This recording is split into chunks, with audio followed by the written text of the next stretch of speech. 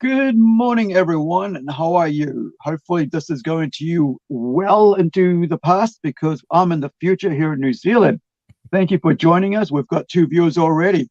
Thank you for waiting around, guys, as we've prepped up. My name is Aru. I'm here from New Zealand. It's 8 o'clock in the morning, and of course, Lucifer Storm will tell you that he's in the past over in England Yes, around 6 o'clock or at 9 o'clock. I have no idea, but he'll fill it's you in. 9 So I'm p.m. quite excited to have my guests with us tonight on PlungeX.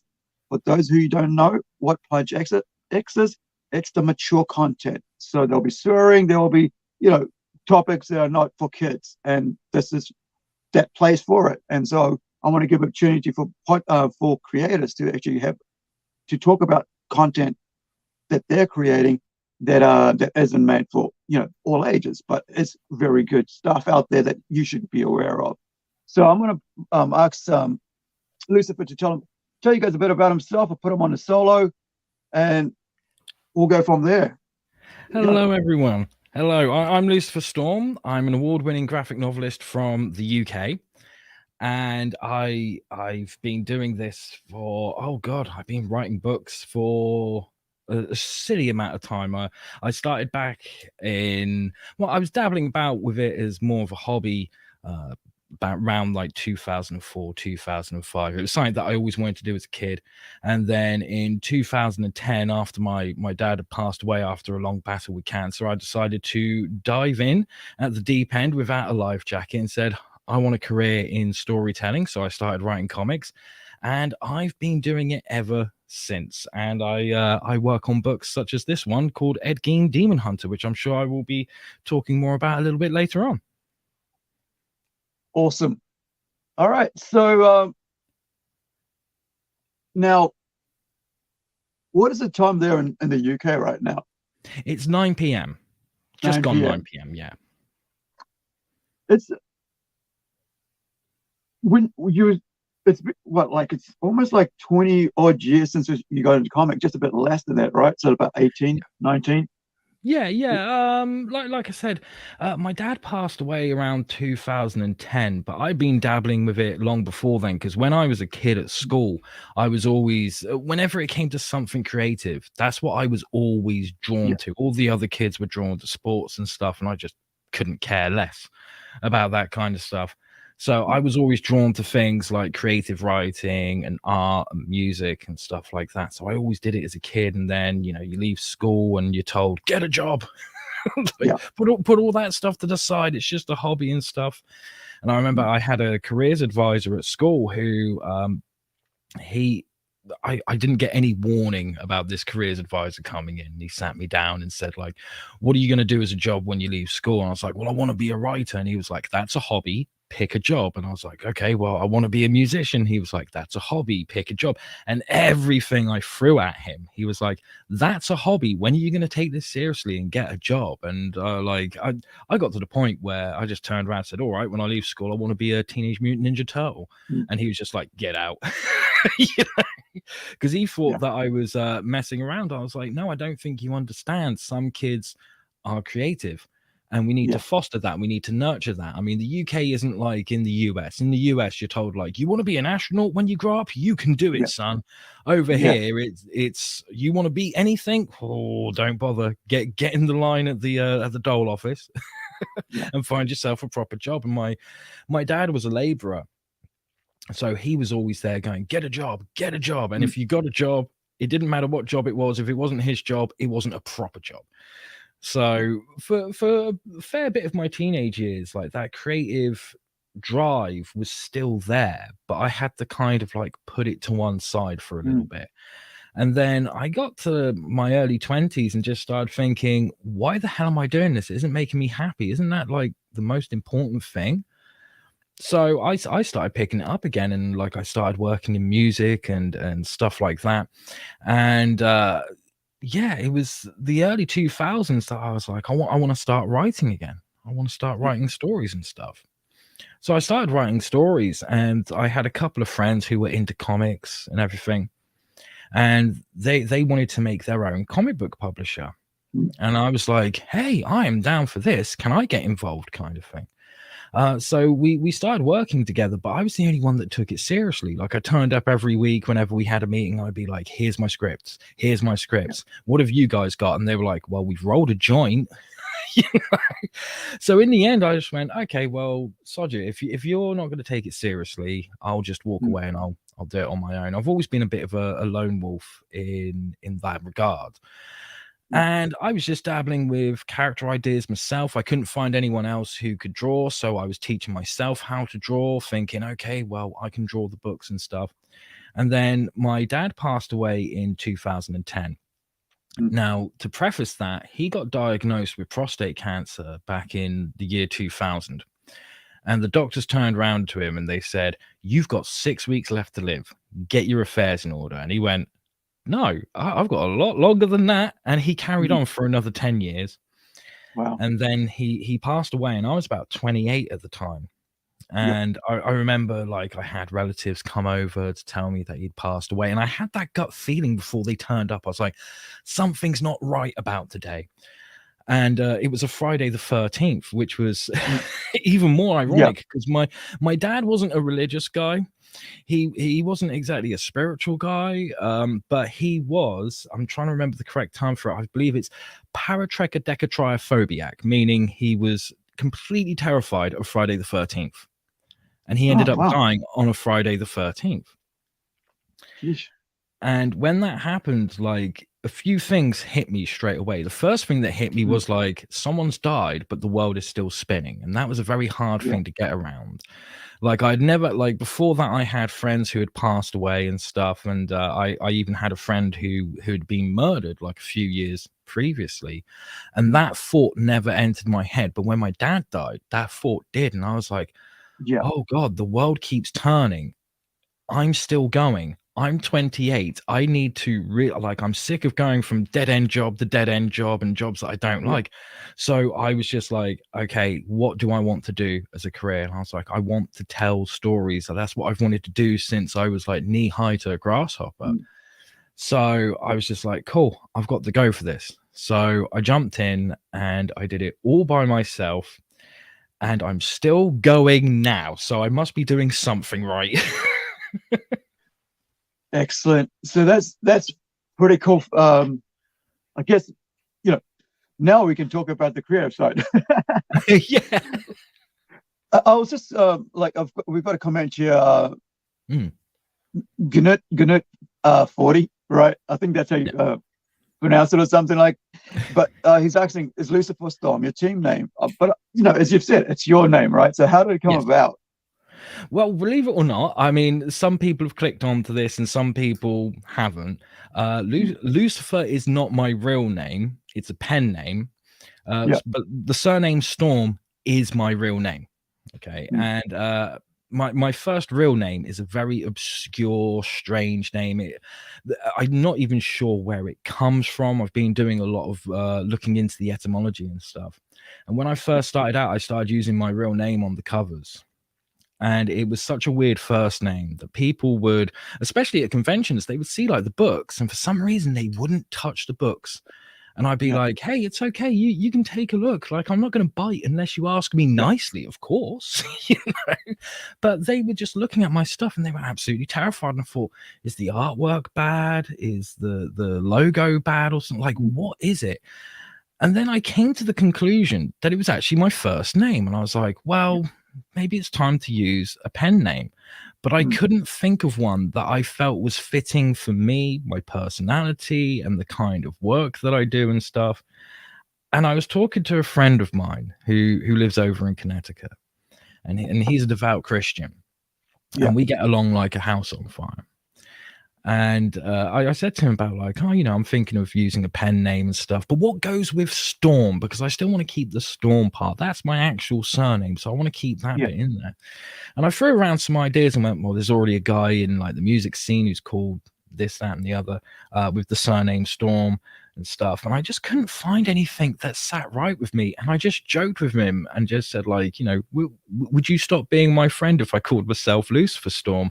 And he came back and said, actually, I think that is the best pen name for you. There is no better. So I thought, okay, I'll give it a try and see how it works. And it just changed the game completely. It just made life so much easier, and all of a sudden people were more warming and welcome to it because at least it was a name they could pronounce. Right. Pen names are interesting because I've interviewed just this past week a female, right, who's doing risque, and you guys can watch it here on this PlungeX channel, and she basically is putting out risque stuff, right, and mature content. And she's doing it under pen name because, of course, outside of her family, nobody knows that this is what she does. And there is this idea that just because you're female, you shouldn't be doing this stuff, right? You shouldn't be doing content that's for much bit more mature, topics, addressing topics that are just, isn't, romantic enough, kind of thing that, females should be doing. But I find that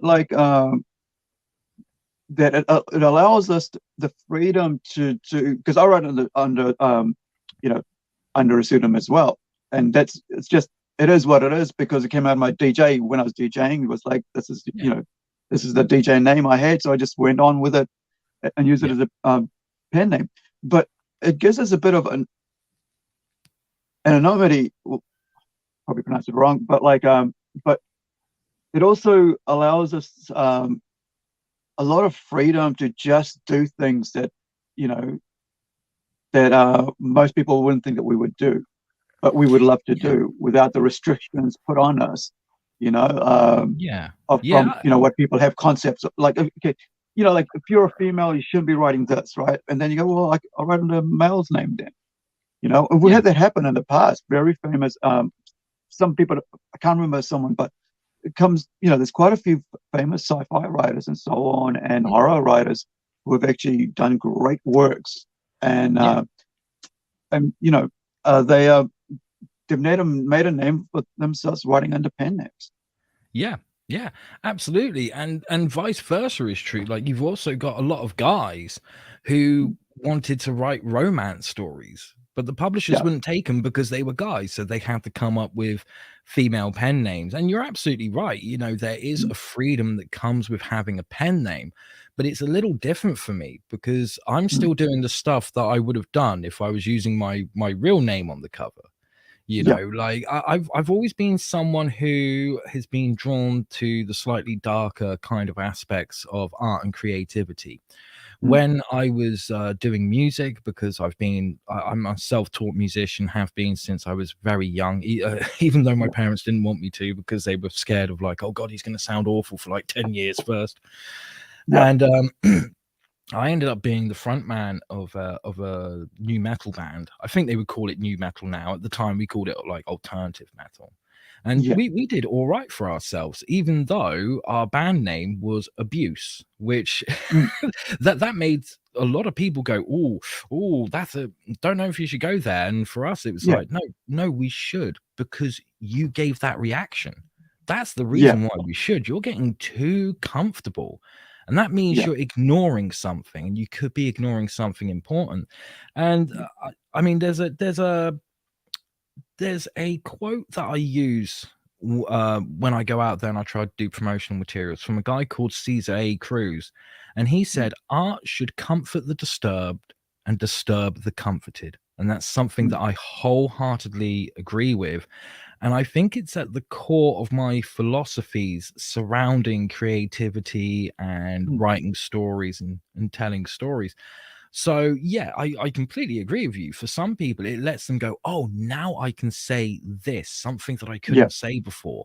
And really, that's them giving themselves permission to get past the fear. Whereas for me, I look at the fear and go, oh, God, I'm going to get so much shit for this, aren't I? But hey, that's what I do. Even if I play it safe, someone's going to be offended by what I do. If I do a kid's book, someone's going to be offended by whatever content I put in there. So I just say, fuck it, just just go ahead and do it. Say what you need to say. Right. I think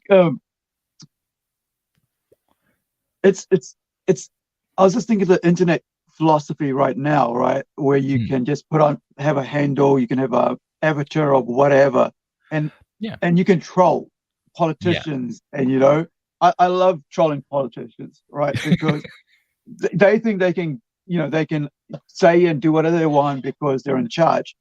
And you think, I'm there going, yeah, sorry, sir, I don't understand, ma'am, I think you're wrong there, and I'm gonna meme you.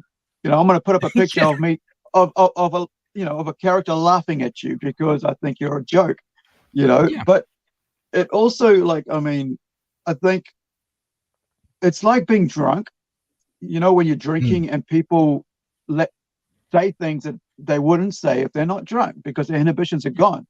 And and that's kind of, for some, like, that feels like that. But for me, I'm like, I'm exactly the same person that I would be writing if under that same name, if it was my own name, and it's just like, all my books has my name on the top, but my pen name at the bottom, if I want to do that.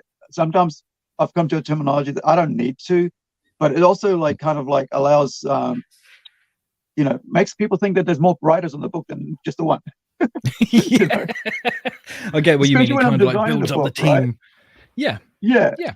Because I'm doing the lettering, I'm doing the design, I'm doing the some of the artwork, and I'm writing it. But then there's just the artist and me. And it's like, well, it could be quite more interesting if people realize there's a lot more team involved here. People doing different works. Yeah, my very first book that I did back in 2010, which was when I started doing this, I wanted to do horror books. And at the time, most people just really didn't care about horror books whatsoever. They wanted superhero books. And I didn't really want to do superhero books. I like reading them, don't like writing them. And I was like, because of everything that went on with my dad, I was like, okay, if I'm going to do a superhero book so that I can get my name out there and get people to read my books and hopefully make a career of this, I'll do a superhero book, but I'm doing it my way. Right. So I did this very mature superhero book with horror and giallo elements to it called Jericho. And it was very much inspired by my dad's battle with cancer, because it was that idea of superheroes, they always have an arch nemesis, but that's normally a person, a supervillain. What if this hero's arch nemesis was a terminal illness? So I explored with that, and I played with that. And I am filibustering a minute because I'm trying to remember why I'm telling you this. But excuse me. I was very authentic with that book. I didn't kind of pull any punches because, like you said, you when you write under a pen name, it's a bit like when you're drunk, you start saying things that you were thinking, but you wouldn't have said out loud. And I really value authenticity, not just from myself, but from other people as well. I'm very drawn to people who are just naturally authentic. It's like if I meet someone who's an absolute asshole, as long as they're the first person to say, hey, look, I'm an asshole, I'm kind of drawn to that because at least they know, at least they're honest about it.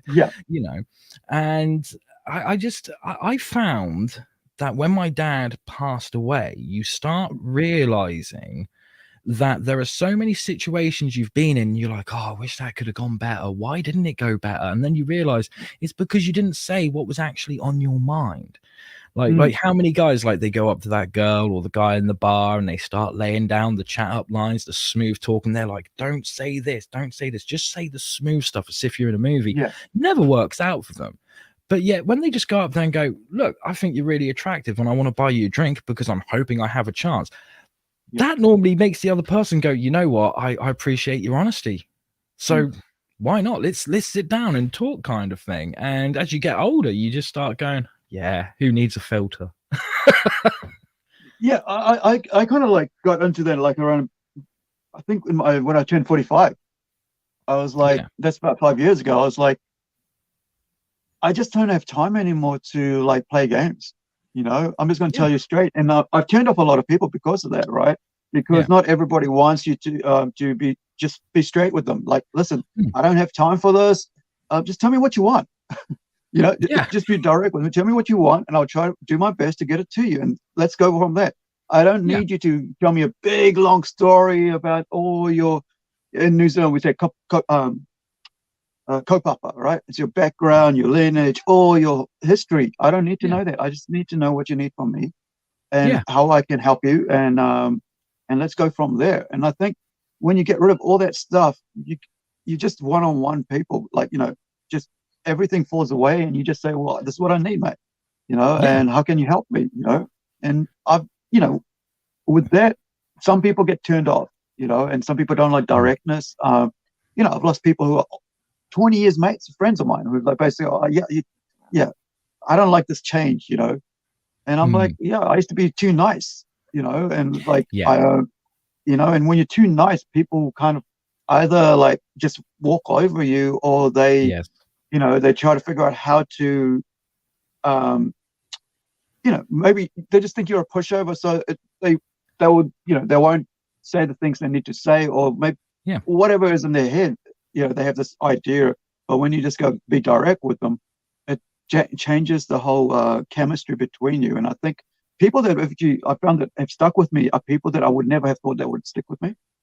It's kind of like, why even are you my friends? It's like we found out like later on that we're very much on the same wavelength. We both just like what we like, and we enjoy it, and we like to help people. We like art, and not everybody is into art, but they like to do different aspects of the business. I've got a best mate who just likes to hang out, and who I like to hang out with, but who does my books, right? Yeah. He doesn't go to the arty stuff with me. Doesn't go to any, art, exhibitions or anything like that. Not that I go to many, but like, but just nothing. Doesn't mind to hang out with art people. It's just like, rather be at home just playing his video games and doing the numbers, right? Yeah, no, I get it. I completely get it, especially as I was in my household when I was born back in 1982.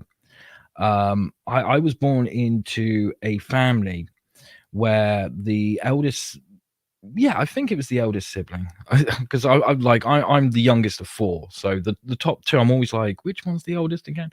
But the oldest sibling is severely mentally handicapped, so I was born in the role of being a young carer, but also I was unaware that I was being raised by a parent with narcissistic personality disorder, which is a very challenging thing, especially when it's once you get into your adulthood, you start, like, you've known throughout your whole childhood, something's not right about this, the way they're treating me, the boundaries that have been set for me and my siblings, there's something not right about this. And then in your adulthood, you learn about it and you click and you realize, oh no, this behavior was abusive. This is horrible. No kid should have gone through that. And you then get to that point where you're like, okay, I now know this, but you don't realize how much of what you've been taught has been, it's all a manipulation tactic. It's so that you can be the nice guy, because the nice guy doesn't say no to anything. The nice guy doesn't stand up for themselves.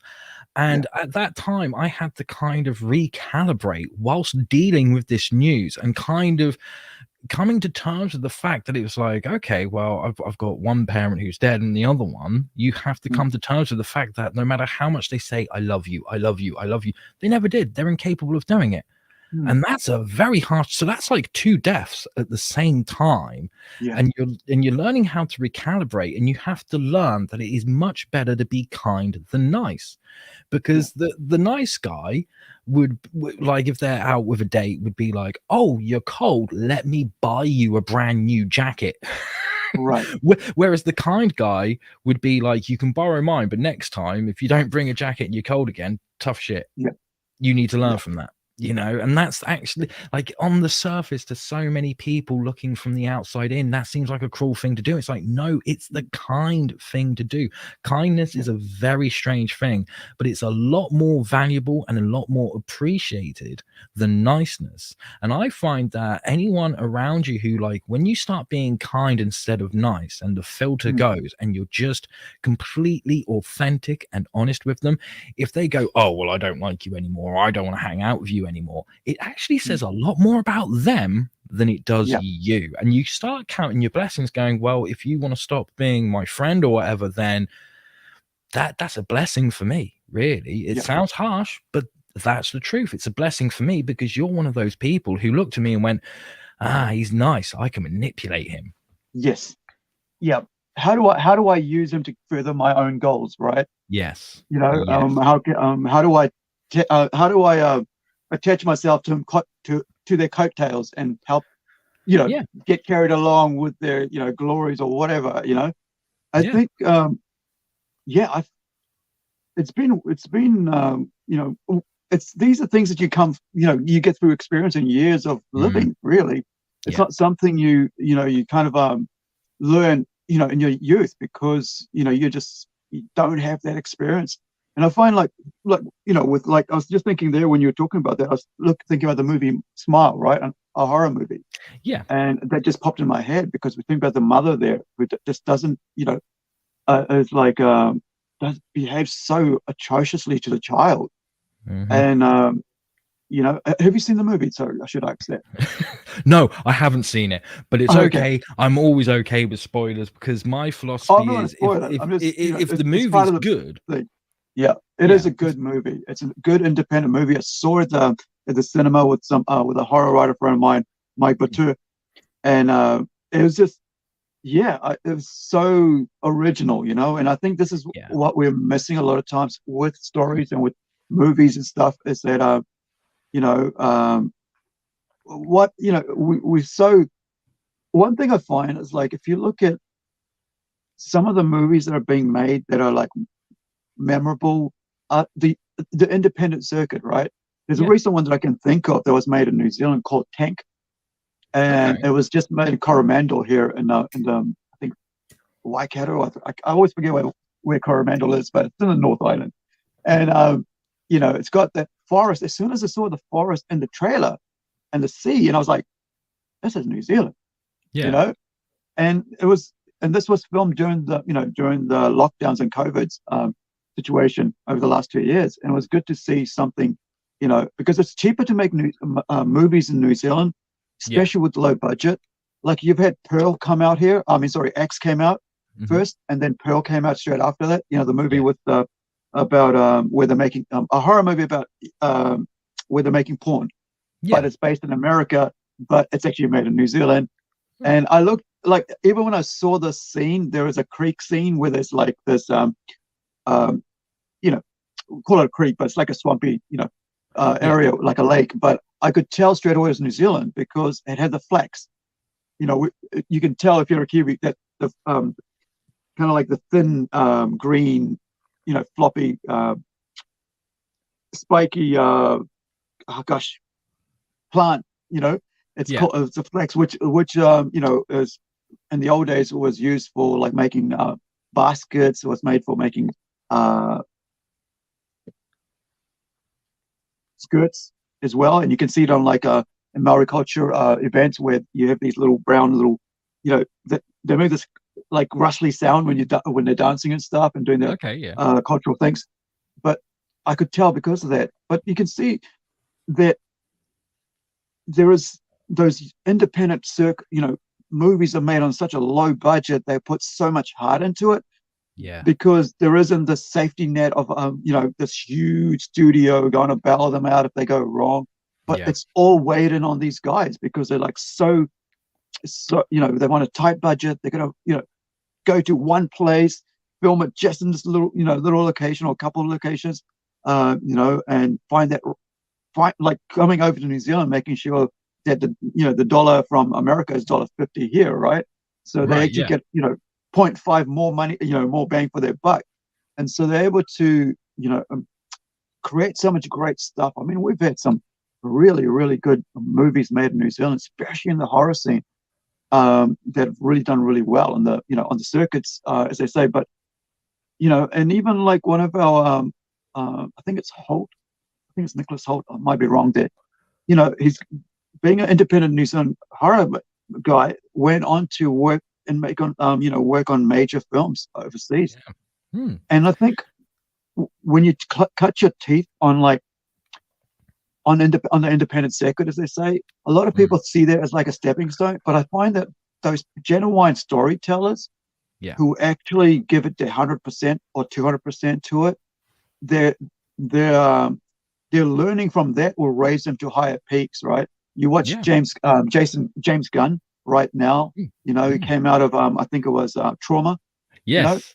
You know? And he is doing Guardians of the Galaxy, and as I mentioned, the other guy, I think it's Nicholas Hoult, our Kiwi guy. He was working up there with Guns Akimbo, right? Yes, he worked on that movie, you know, and so it's, I think, for us in the independent circuit, we get to tell the stories the way we want without someone over the top of us telling us we can't. How has it been for your journey, right?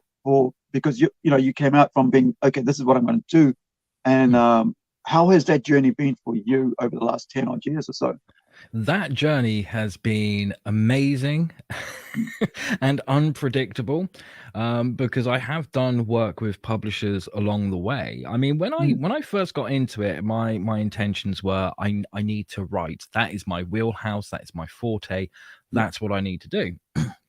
But as I mentioned earlier, when you're starting out and you're independent, especially in like a small seaside town where I live, you're kind of the odd one out, because you're the one that goes out there and goes, oh, I love like comic books and horror movies and heavy metal music and stuff. And there is a scene for that here, but it's so small and tiny. And most of the people who are involved in that scene, they're happy being readers. You know, they don't want to do the writing. They don't want to do the artwork. They just want to consume it. So trying to find someone else to be an artist is a very hard thing. So like I said, when I started, I was teaching myself how to draw, because I did a lot of drawing when I was at school. But like I said, when I left school and it was all the get a proper job stuff, I kind of gave that up. So I returned back to it.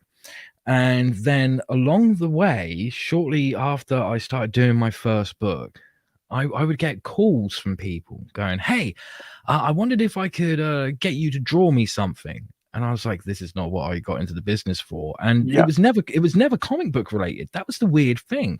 It was always things like, can you draw me a movie poster? Because I'm an independent filmmaker and I need someone to draw a poster. And you'd be like, okay, well, as long as you pay me, that's kind of cool. And then I would get phone calls from like magazines. And I did work for a magazine for a little while as a movie reviewer. So I had to write articles for them as well as working on my own books. And I also had a group who were putting together a poetry anthology, who were like, can you do poetry? Like, we know you do comic books, but can you do poetry? Well, yeah, I can actually, because I'd actually done some studying on how to, when I realized that I wanted to write stories, I knew that I needed to study. A lot of it I was just going by intuition, and I knew that could only get me so far. If I was lucky with the first book, that's catching lightning in a bottle, but you can only do that once, and that's pretty much what happened with the first book. I had no idea what I was doing, but just went for it anyway. So after that, I started learning how to write. And the only course I could get onto, or any kind of education system that involved writing, was one for children's books. And I was like, screw it, I've got to do it anyway, And that helped. That definitely helped a bit. But that was a strange part of the journey that I didn't see coming. And then I had another phone call from a guy who was like, look, this is a really weird request, but you make comics, don't you? And I was like, yes, I do. Is this a publisher? And it was actually a film director who was like, look, I'm in your town where you live, and I'm in the midst of making a zombie movie. But most of the people we've hired to have zombies, they can't be zombies anymore. And we need, because it was all set in a convention, like a zombie breakout at a convention. He was like, the fact that you create comics as well, that'd be even better. Like, we can have you as your human self being one of the guests at the convention, and then we can have you later on being one of the zombies. So I got to be in a zombie movie for a little bit because of that. And it was roller coaster ride like that for so much of my career. And then it hit about this is about 2013, and I was asked to appear at a convention in Germany.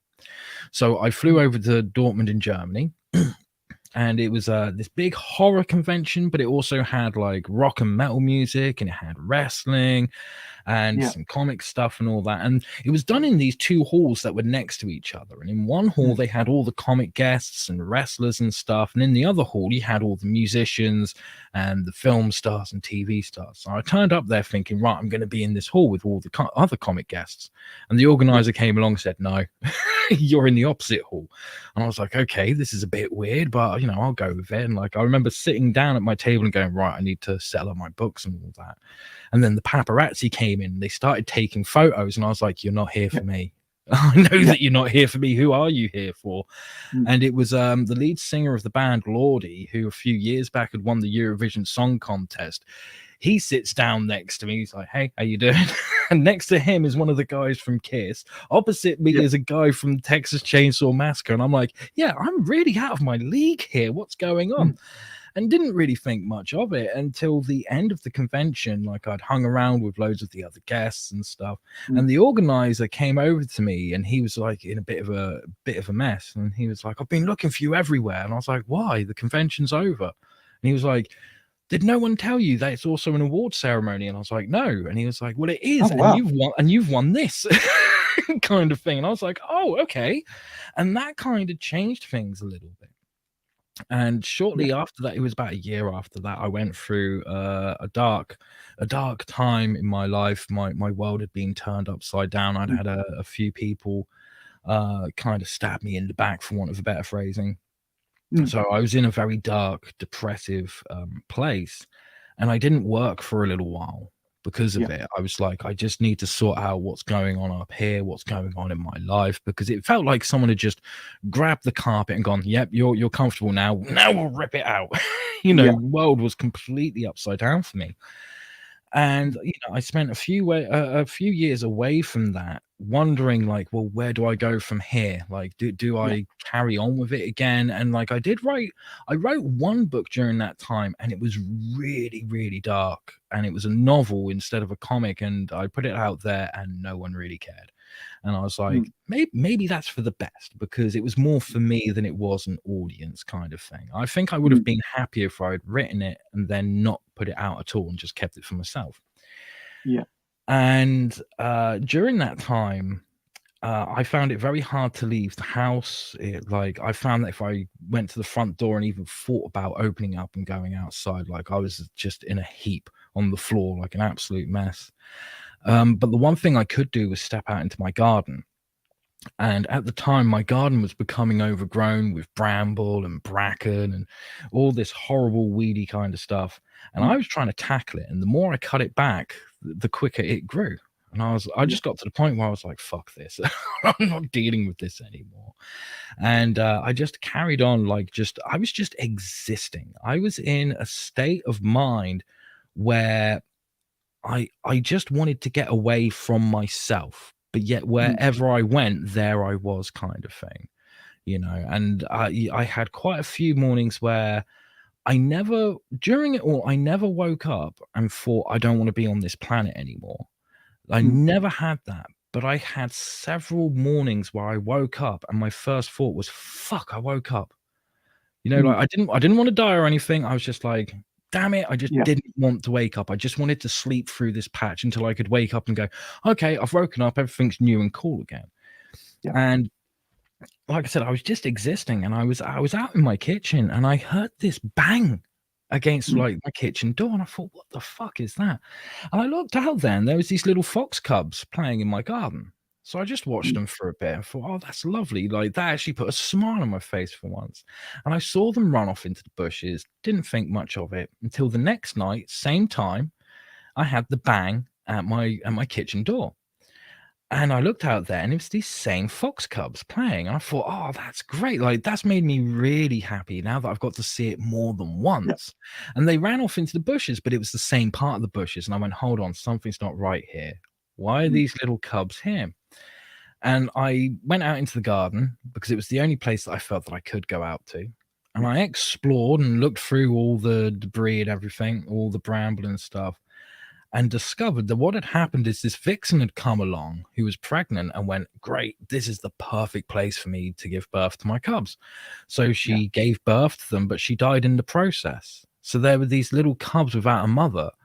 And I was like, oh, great. So I got rid of her body and I was like, well, someone's got to do something. They're not going to come near me because they're going to be terrified of me, but I can help them from a distance. So I made note of the times that they came out to play and stuff. And I'd go out there and I'd leave a little bit of food. And I started, when I was doing it, I would start going out there going, whilst I was putting the food down. So they got used to the noise and they would go, okay, we've heard that noise. Give it a couple of minutes. We can have food. The food would have fallen from the sky. And one day I went out there and did that. And as I'm putting the food out, I noticed that from the bushes, there was this pair of eyes just staring at me. And I'm throwing food across the lawn. And as the food's going up, the eyes were following the food up and then down, up and then down. And this little fox cub had been watching me for 5 minutes and it clicked in his head. He went, oh, he's the one who makes it rain food. So he came out of the bushes and he came all the way up to my feet and just sat down and looked at me as if to say, like, what? Give me food kind of thing. I was like, oh my God, did not expect this to happen. And I really didn't know what to do. So I just started like putting food down for him to eat and he was quite happy. And he came out every day. And whenever like I'm speaking to someone who I've met for the first time and I don't know their name, I normally say, hey, buddy, how's it going? Or nice to meet you, buddy. So I did the same thing with him. I was like, hey, buddy, how you doing? And he got used to that being his name. So I could go out there and go, hey, buddy. And he would just come out of the bushes or he'd scrabble over fences and stuff. And he became my best friend for 5 years. So if it wasn't for him, I probably would have still been floating about just existing in the world and like not knowing what I was going to do. But because of him, like I had that new purpose in my life. And I did start going outside. I was like, if this little fox cub who should be terrified of me can be brave enough to come out the bushes and be like, come on, feed me, then I can do the same thing. And I started going outside a bit more. And I started like going down to the end of the road and then down to a pub around the corner from me and stuff and made friends. And I was like, when I was there one day, someone said, well, what do you do for a living? I was like, well, I'm a comic book writer. And they were like, can we see any of your stuff? And I was like, yeah, sure. And I showed them like some of the stuff that I'd done. They were like, this is amazing. What are you doing next? I was like, well, I need to figure that one out. And that just made me get back on the horse. And when that happened, I think the career, like that was roughly the time that I was like, okay, I need to do something. Here's what like I felt like I had a fresh start. I felt like the castle had been burnt to ashes. And for a moment I was like, oh no, everything I love was gone. But then I saw it as no, I got a chance to do this again. And I know what mistakes not to make this time. You know? So I started building it up from there. And that was roughly the time that I was like, okay, I'm going to have a pen name and stuff. And I started developing a story called Lady Satan, which was very cathartic for me because it was my way of dealing with all the trauma I had been through the years before. And it was something that made me sit down and think, like, how would I present that to someone? Because there's always that thing when you go through something like that, there's always that thing of if you tell someone, are they going to believe you? Right. So you want to make sure that you present it in a way that it has the impact that people believe you. And I was like, well, I'm not telling a story where I'm directly going, this is what happened to me. But metaphorically, there is a you can tell that in the current environment, right? Yeah. Where they've told you which is part of the story, and they've actually worked at it to tell you that, you know, to get the message across. Or in the current environment, is to force it down your throat and tell you outright, this is what we're trying to do. And the greatest example of that is what, you know, the next Star Trek, The Next Generation did compared to what the new stuff is doing. Absolutely. And, you know, you're talking about like the dogs and stuff. I mean, the puppies, the fox puppies. I had to go through the same period. Like I went through like about from 2016 to 2018. Similar situation where it was blue. I'd wake up and I didn't want to wake up. I just lost my shop. My I had my comic shop. I put everything I had into it. And it was going to be like this thing that would like help me. Like I had all these ideas. I was going to like put out comic studios for it, teach comic, not just be a comic shop, but actually teach people how to do comics. We started doing that for a couple of weeks. We got into, I was thinking about maybe putting together a convention because we didn't have it any in our area, right? About something like about 100,000 people. There wasn't one, or maybe more than it, maybe a couple of 100,000 people in our area. I mean, there's 80,000 just, I think, in my area alone. But we're like, 2 hours away from the most biggest city, and we're surrounded, in the north here. And it was basically a challenge, but having like put up a shop, and suddenly 6 months later, other shops had come up that was doing the same niche thing that I was doing. And I was like, I've put thousands of dollars into this. I've put years of research into this. I put all my stuff into this. And then suddenly somebody just decided, that's a good idea. I'm going to take that idea. I'm going to run with that. And so half my customers went away, and those that stuck, they were in two minds, but there were loyal people came through that. But like, it just felt like, I've worked everything out, and now I'm just going to be stuck. And it was either close it or go bankrupt. And I was like, I'll just close it. So for 3 years, I just went into depression. I was like, I just don't want to get up. I was like, I'll just close myself in my room. The only time I'd come out is I went to visit my sister and my family, or if I had to go shopping for groceries, or if I had to cook. That's all. Or shower, right? That's it. All the rest, I was in bed. And plus I've got head and back injury, so it made it even easier to stay in bed, right? So I'd just take antidepressants. I'd wake up and go, every time, I'd feel like down, I'd just go, yep, pop a pill. And that was it for about 3 odd years. And then in about 2018, it was like I went to, I think I decided to go to a gallery opening, right? A teaching school, kind of like a art center. And one of the person who actually just retired from it, like to move on to politics, she was outside. I was having a smoke outside with my glass of wine. I hadn't been outside in that situation for almost 3 years, And she just said, well, who are you? What do you do? And I said, I used to have this. I had this idea. I was going to do that. And well, if you decide to do it, I'll help you. And I said, okay. So that sort of became, and then I got pushed even further out. I got kicked out of my place I lived in. Got basically had to find a place by myself. And I got scared. The first night I got scared. And because of my, mentality, because I've come out of depression and stuff, and I've been, I have been suicidal and I've survived that. And because of past things, right? So I found, my sister goes to me, like I said to her, like the first night I moved in, the whole place is empty.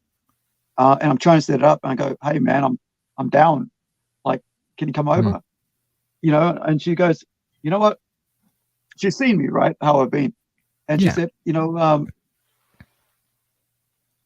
I think you need to figure out what you want to do, because figure out what makes you happy. Figure out what, where are you going to go? Like what other things are going to make you happy? And, like yourself, like you got to, art became the thing that made me happy. Comics made me happy. Music made me happy. And I was like, okay, I'll do that. I'll get into music. I'll pour it into art. And here we are, right? 5 years later, we've got a convention, we've got a comic studio, talking to people like across the world, and all this stuff. But I mean, if somebody doesn't come in and say, gives you like, makes you look at yourself and say, look, what is it that you want, where you want to go? You're going to be stuck there because, people think, oh, he doesn't need my help, or they don't want to put themselves out there, or they feel that they don't want to be in your way. Because maybe they're say the wrong thing. But I think a lot of times, like in movies and stories, you got to have that friend that comes and goes, hey, it's okay. I think you can do this, right? You can, just figure out how you're going to do it, but I think you can do it. And I think that's a great thing with that. with someone who can be there by your side. It doesn't have to be your family. It doesn't have to. It can be complete strangers sometimes. It's just that, Exactly. like with you, right, in the pub, right? Yeah. What are you going to do next? It's that step that goes, where are you going to go from here? And I think you need that. You do need that cathartic release sometimes for your stories to get it out. Because if you don't deal with it, I was like, I would have days where I'd be just like a silent screaming in the shower because I was like, I gotta get this rage out because it's not working for me. Keeping it in, let me just silent scream in the shower, real scream, with no words, no noise, but just raging it. Because sometimes that is what it takes to just get out of your head, man. And I think, if you didn't have this little pups there, just someone else to rely upon and on you, right?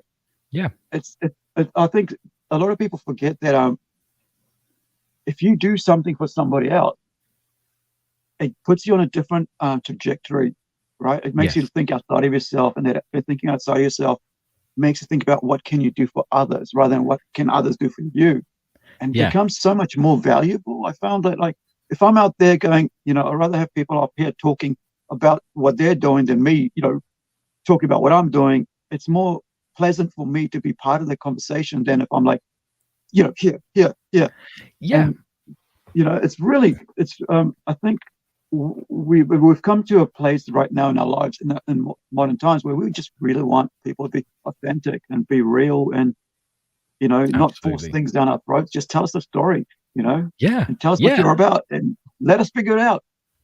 Yeah. Now, tell us your experience. Here. Oh, yes. I've just got this question here. I just better put it up before I forget. So this is, do you do the artwork for the comics now or find artists to do that so you can stick to writing? Which is a good question. It's a great question. I mean, I did enjoy doing the artwork myself to an extent. It was always that thing of like, because artwork is very time consuming to do, and that can be a lovely thing because when you get into that flow, it's like meditation. You just zone out.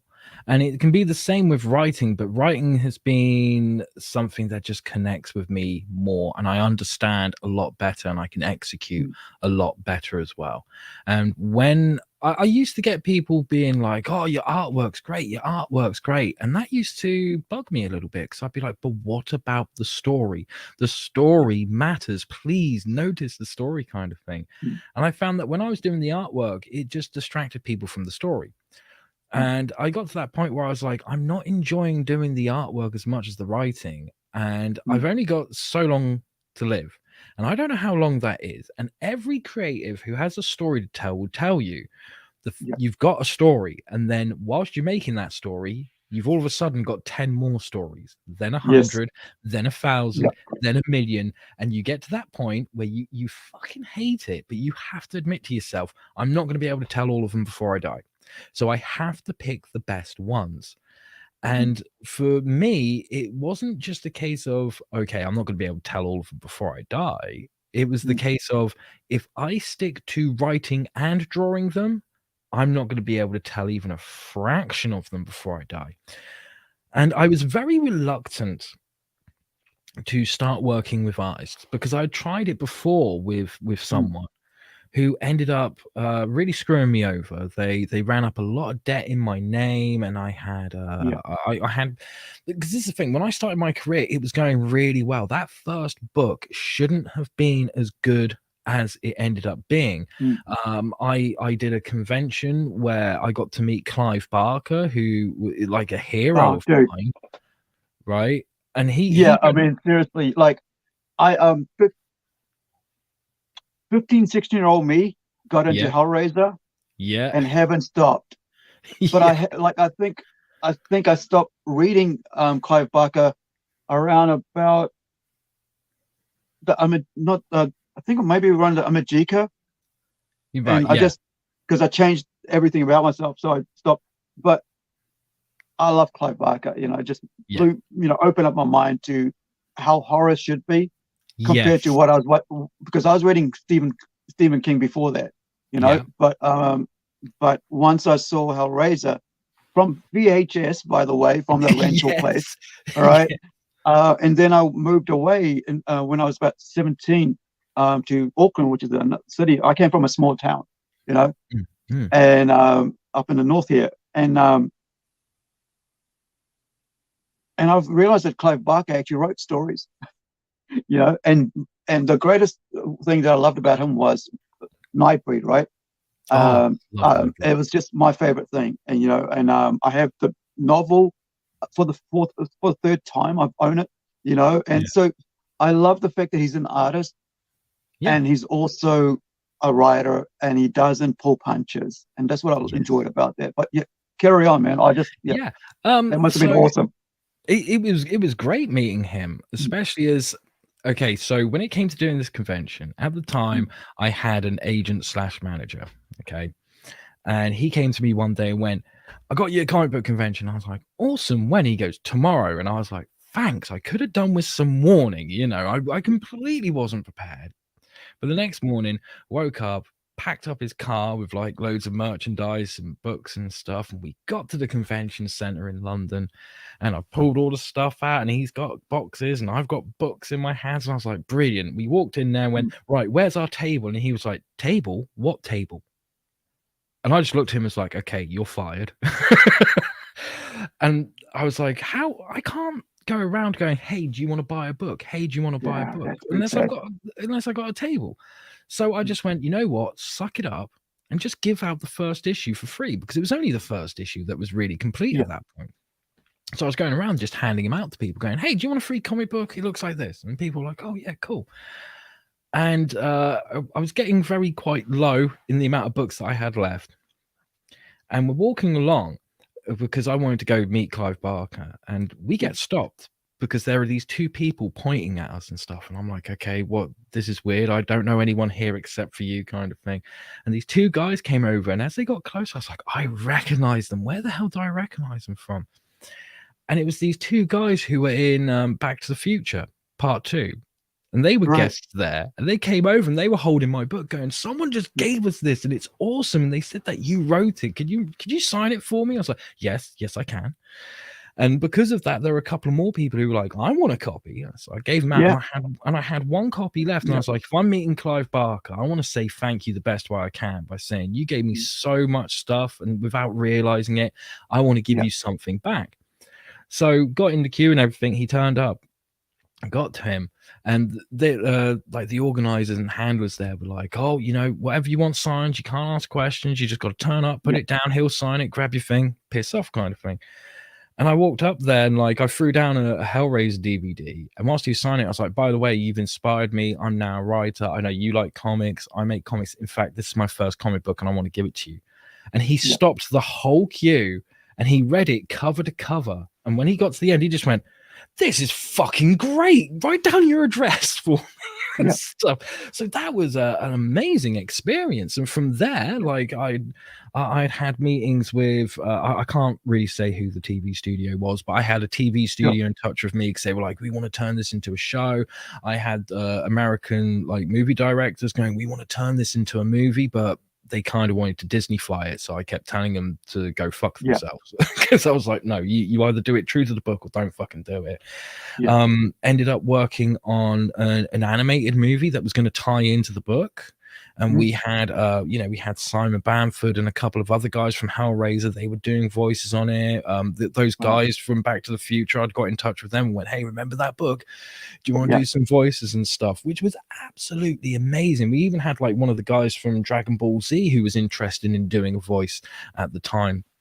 It was an amazing experience, like getting to that point, and then all of a sudden, boom, this artist screws me over, and I'm like, great. And it put my characters in jeopardy, because the debt collectors were like, this is when I learned something that I think a lot of people don't realize.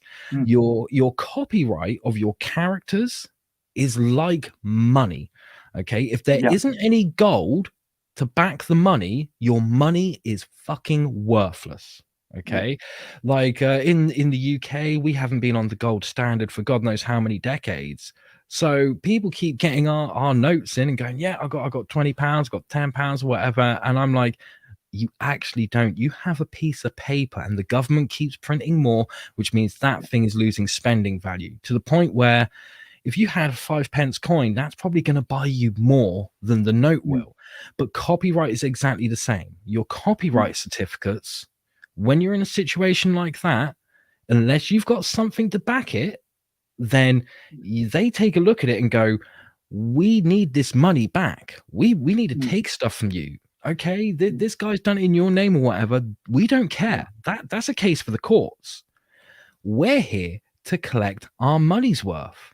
And we know that those are the most valuable things you got, but we see it as just a piece of paper. So I could have lost all my characters. And I had to go to a friend and say, hey, can I sign over the rights to you? But it means that I can't do anything with them, and neither can you. And I've got to wait X amount of years until they come back to me. Otherwise, I would have lost all my characters. And that would have been a big blow that would have put me off of working in comics ever again. I would have stopped writing. I would have stopped creating, and I would be miserable. I would not be here talking to you. And that put me off of working with artists for a very long time. So I kept working on books and drawing them. And it was when I started working on Lady Satan, I started working on it, and it was taking longer than I thought it would take. And it got to a point where, unfortunately, some bad stuff happened. I had to take legal action against someone because they were stalking me. Lucifer, can you give me a sec? I'm going to do what I said we were going to do, which is I'm going to put on the website now, so we can work through the images there. Just give me one sec. Viewers, please, if you just bear with me. Now, if you're watching on YouTube, as you are, or on Facebook, especially on YouTube, please like and subscribe, or share it. We're going to talk about, from this point onwards, we'll be talking about the actual books that he's created, that Lucifer's created. We're looking through the website, and we're going to go through that process. So please bear with me. Just give me 1 second. I've got to go to the other side of the room to look at the other monitor. No problem.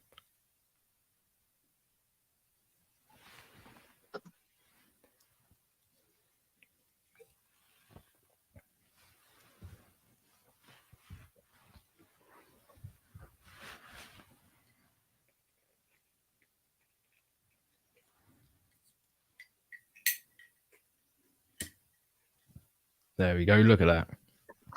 Is it up already for you? It is. It is indeed. I can see it. And funnily enough, I'm wearing the same shoes as in that photo. Well, we gentlemen, yes, we don't change clothing like our better, a fairer halves, or the fairer gender, I should say. But like I have a T-shirt under here that I bought in 2014 because it's got a Superman logo on it, right? Yeah.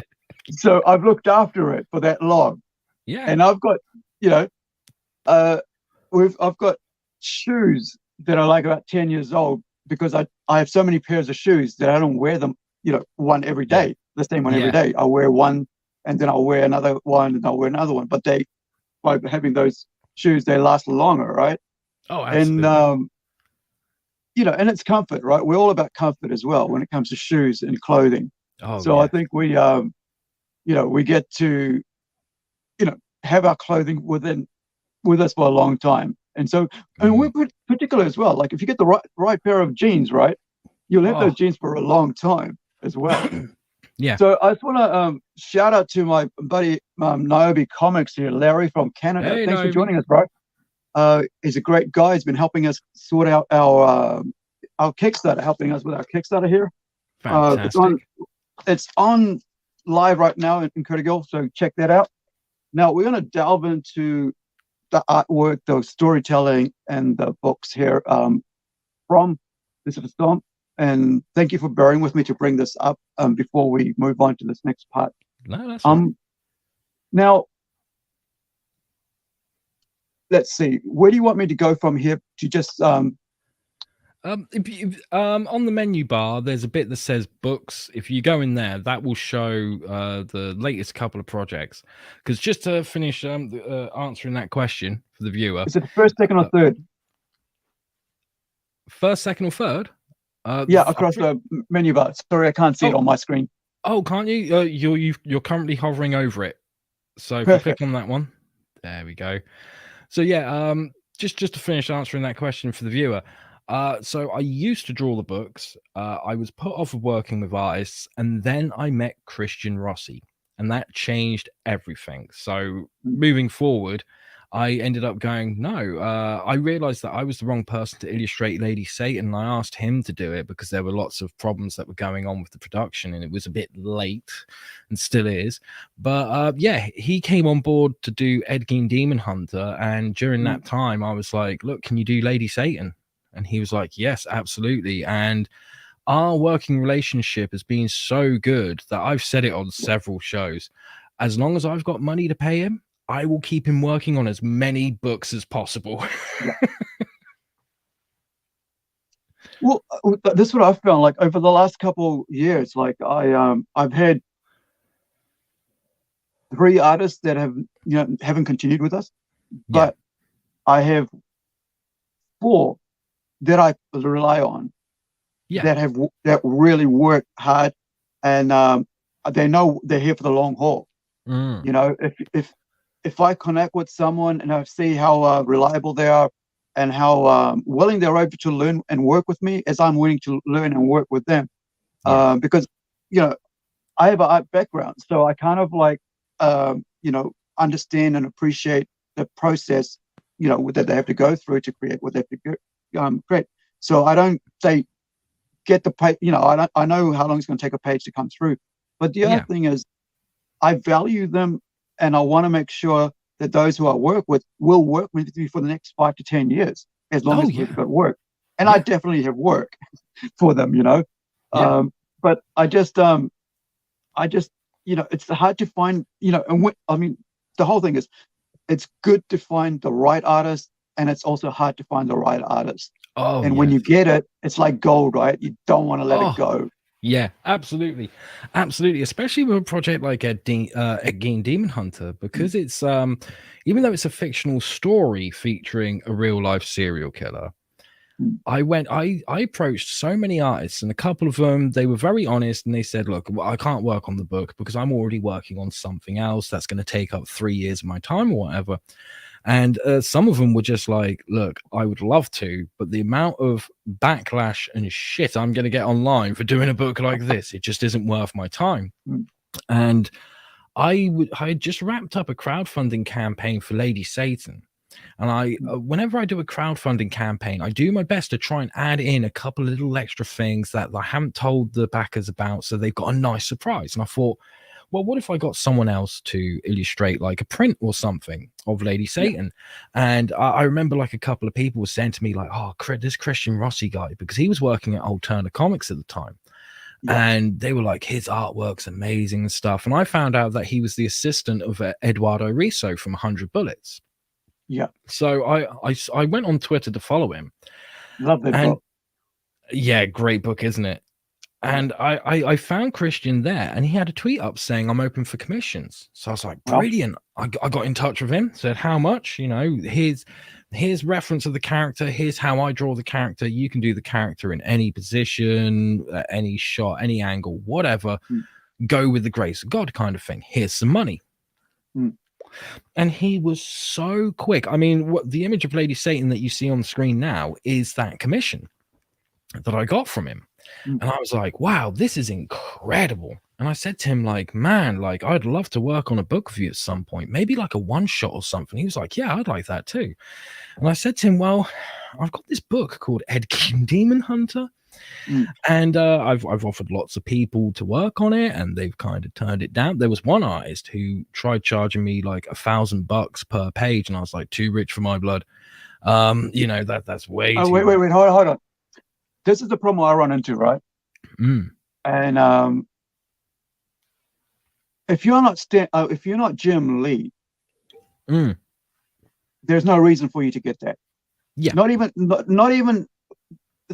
even think in your head that you're going to get that.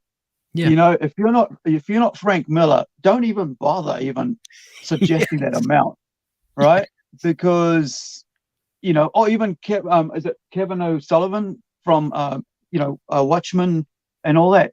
These world class people whose work is so amazing that if you didn't even suggest, let them come up with the figure, you would feel foolish, because they know the value of the work. But if you just out there, mid-range or lower tier, or who's never produced a work, are suggesting something like that, maybe you should go back and look at reality, right? Look at, because look, like right now, the comic industry, mainstream especially, is dying. Like it's on its death knell, as I would say, because they've done so much disastrous, disgusting things to fans and to shops, especially to shops, that they've ruined the mainstream environment, and then also to the entertainment and with like movies and TV shows for the characters. So expecting $1,000 a page, unless you do everything for the and you're doing about 3 pages and that's your cost, even $200 a page is a bit too much for an indie book, I think. But like I think there's this idea in people's head that they have this like me, I don't get paid for my work. If I before I write, and I write all the time, so I'm hoping my book does well, my artist gets paid, and maybe there's a stipend for me to work, put towards the next one. But and if it does well, then great. But to come in, a lot of times artists, they think this should be their their full-time job, but it isn't, because they're not that fast. Like you said, with the lady Saturn, he came back right away because he knows his time. He knows how quickly he needs to do something. So because he's working by the minute, right? He's not working by the day. He's working by the minute. Exactly. So he knows the faster he gets a work out there, the faster he can get to the next one, the faster he can get paid, and so on. And these are business people. These artists have come to become business people. They're not the amateur who just does like here's what I do and thank you for your money and see you later. No, this is the guy who says, this is what I do. This is my fees. And if I come work for you, this is the page rate, right? Full fee for that. And this is what I expect. And by myself being on your book, I will bring everybody that loves my work and that knows me. You'll have so much to it. And if you're an artist and you say that and you have nobody behind you, you have nobody, no sort of work, what is it called?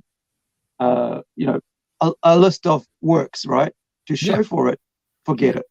And I think, that's my pet peeve about these things when it comes to cost. I'm with you. I'm with you, especially as like people need to remember, if I'm a writer and I go out to you and you're the artist and I say, hey, I want you to draw this book for me. If you turn around to me and say, right, it's going to be $1,000 per page, and there's 28 pages per issue, and there's 4 issues, not only do I have to find the money to pay you, but like I said before, in order to protect the copyright of my characters, I can't just have the certificate. There has to be some sort of cash equivalent, whether it be cash itself or whether it be an asset that is worth the same value that I spend on the production of the book. So if it's costing me $1,000, like 28 grand for one issue, times that by 4, and then I've got to double that amount. We're not millionaires. No. So like we have to do the best we can with the little that we have. And like you said, a couple of $100 for some indie creators, that can be seen as too much. For some, it's just about right. And I mean, with someone like Christian, if Christian turns around to me and says, okay, it's $200 a page, you know what, I'm going to pay him. Because like I said, he's the assistant Eduardo Riso. He's worked at Alterna Comics. He's worked for DC Comics on a book called Sergeant Rock versus Army of the Dead with Bruce Campbell and Eduardo Riso.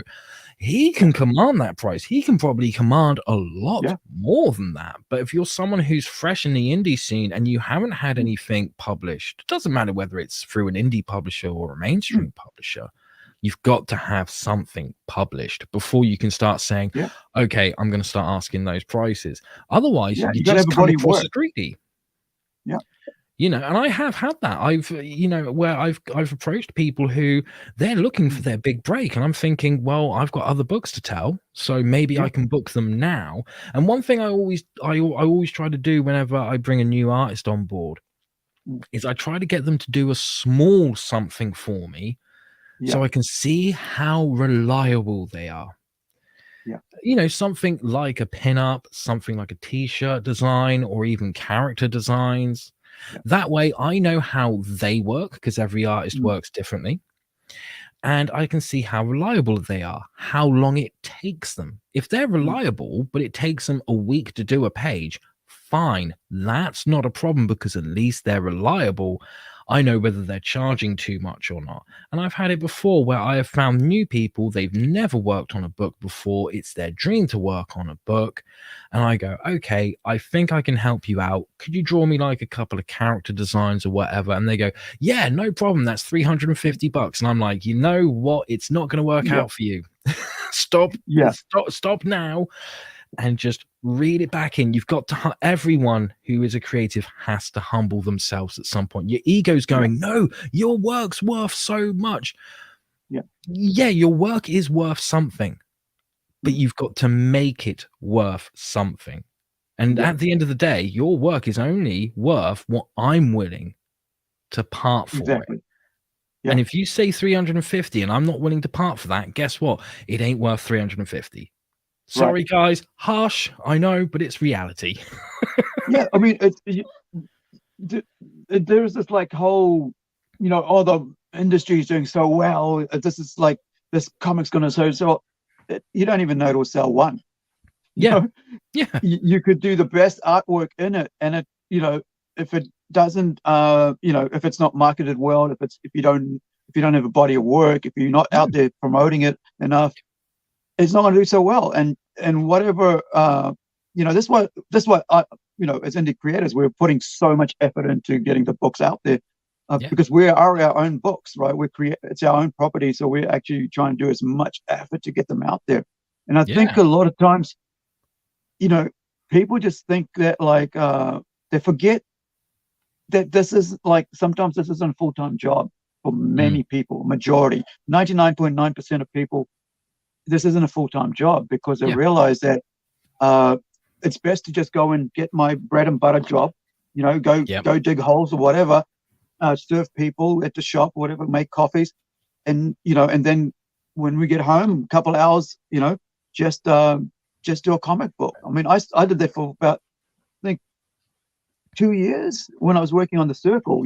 That was my cathartic series, where I had to get this out of me, and but I did work on it on my own for those 2 years, every day when I had off work while I was doing shift work. And you sort of go, this might never sell, or this may sell someday, or this might not even get into print, and then many, almost like, I don't know, maybe a decade later, actually got to see some light, got to see print. But I mean, and you never know if it's going to sell or not. And I think when people are asking for huge price ranges, right? Especially if they're amateur and they have no body of work, it's just like living in a fantasy world. And a lot of these people need to come off that cloud. Yeah. Because not only are they doing harm to their own, to their own work career, but they're actually doing harm to whatever projects they're going to come forward. Yes. When I come into, like, with us, we just go straight up, go, look, this is going to Kickstarter, right? Yep. You have a contract with the publisher. I don't deal with money. I don't deal with who your money's on. I'm the creator, right? So all I'm doing is I'm writing. My whole job is to work with you to produce a body of work that the publisher can market to be out there. They deal with the legal. They deal with the contracts. I just take my hands off. So, I have people come up at me and say, well, this. I'm like, that's got nothing to do with me. Why are you emailing me about that? Wait, go back to the publisher, right? I'm dealing with, you're taking me away from my creativity every time you tell me things I don't need to know about. Because I'm working on 6-7 books at the moment, and I don't need distraction about money. Because at the moment somebody does that, it's like, that this guy is going to hold off work probably, because that's got nothing to do with me and the reason behind it. So I think because of the experience of having worked with so many different artists, I've come to realize that those I have and that those that have stuck with me, I'll have them for the next decades Yes. until I stop, right? Because I know that these guys, their work will keep going better and better. Yep. They'll get higher pay as we produce more work. Exactly. And and they'll be able to do so much. So we're able to cross, like you're saying, like you can do a pinup. I'll have a guy, one of our guys who's working on one book, a horror book, will do a poster design for a or two for another book, and depending on what is there. And we found that like those sort of really great artists then understand what game this is, and those that don't, they just waste of time, Yeah, so exactly. yeah. Completely agree with you. Like at the end of the day, even if you're an indie creator, if you want to do this as a career, as a side hustle, whatever, if you want to make any kind of money out of this, first of all, you need to learn about business. Then you need to learn about money and how it actually works. And then you need to learn about marketing. If you haven't got those skills, it's going to be nothing but a hobby for you. Because this is the thing, like people can complain at me going, hey, I gave you a quote for my work. My work is worth $250 a page. Well, guess what? I'm not paying you $250 a page. But Christian, when we did Ed Gein Demon Hunter, halfway through the book, his page rates went up and he didn't tell me and he didn't charge me the extra for them. He waited till the book was finished and said, cool, we're doing Lady Satan now. My page rates have gone up. Is that okay? And I was like, what do you mean? Is it okay? Oh, yes, it is okay. So he gets more money out of me than he normally would have because he did it right, because he understands business. And that is such an important thing. And, there are lots of people out there who are like, oh, but I don't want to learn about business. I just want to create. Guess what? I was one of those people too. And then it hit me like a rock in the face that it was like, well, if I want this to work and I want to put like food on my table and stuff, I need to learn about this stuff. And I did. And I'm doing so much better for it, and it's easy to learn. That's the other crazy part of it. It is a business, right? And this is what like especially if you're in the indie circuit, it's a business, and you gotta manage your business. Or if you don't manage your business, somebody's going to take your business, and somebody's going to take it, and they're going to take your idea. They're going to find their own way of doing it, and you're left out in the dark, right? I think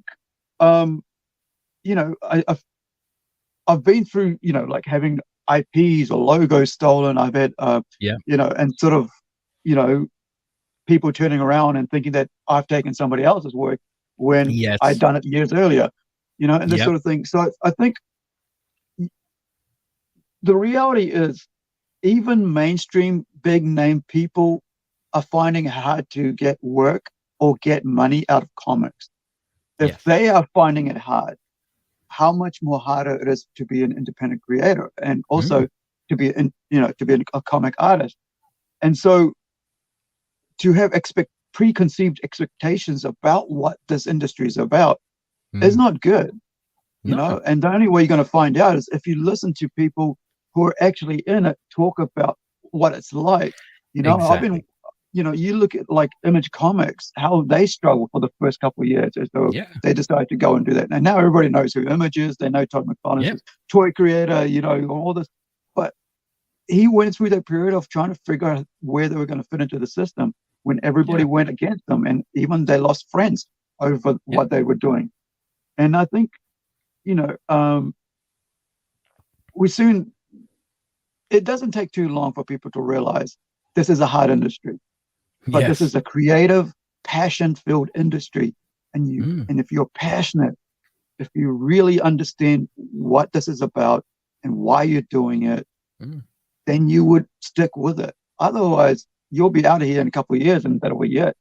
But I think those who have longevity, right? Those who really know their business, who know what they got to pay the printer, get somebody involved, who's got to do their books, accounts and stuff, making sure your taxes are paid and the right amount is paid, and hopefully you get something back from the government, stuff like that, and I think that's very important. And you're right, you know, all that business stuff you got to know, and you got to get a Yes. lawyer as well. You know? Yeah, absolutely. Because you know, when I was in my band that I mentioned earlier, when we started out, I mean, we ended up having quite a good little career from it. We weren't huge or anything, but we were big enough that we were making a splash. We were appearing in magazines and stuff. It was great.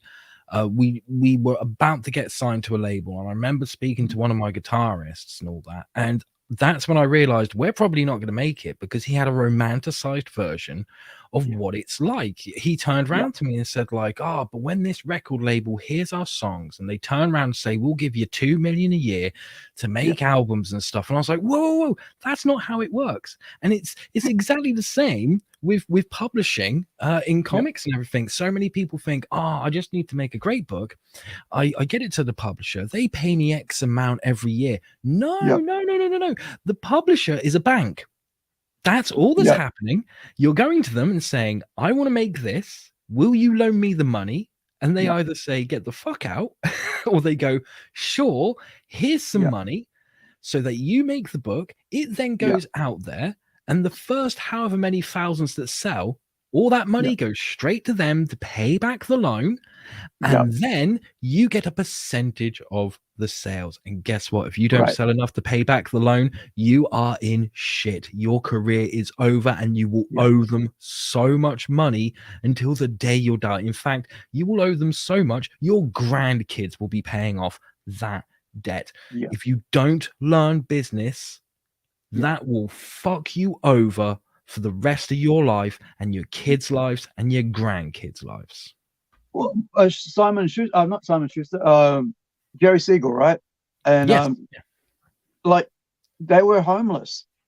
Like Yeah. they created the greatest friggin', you know, the greatest character in the world, right? Most recognized character in the world, right?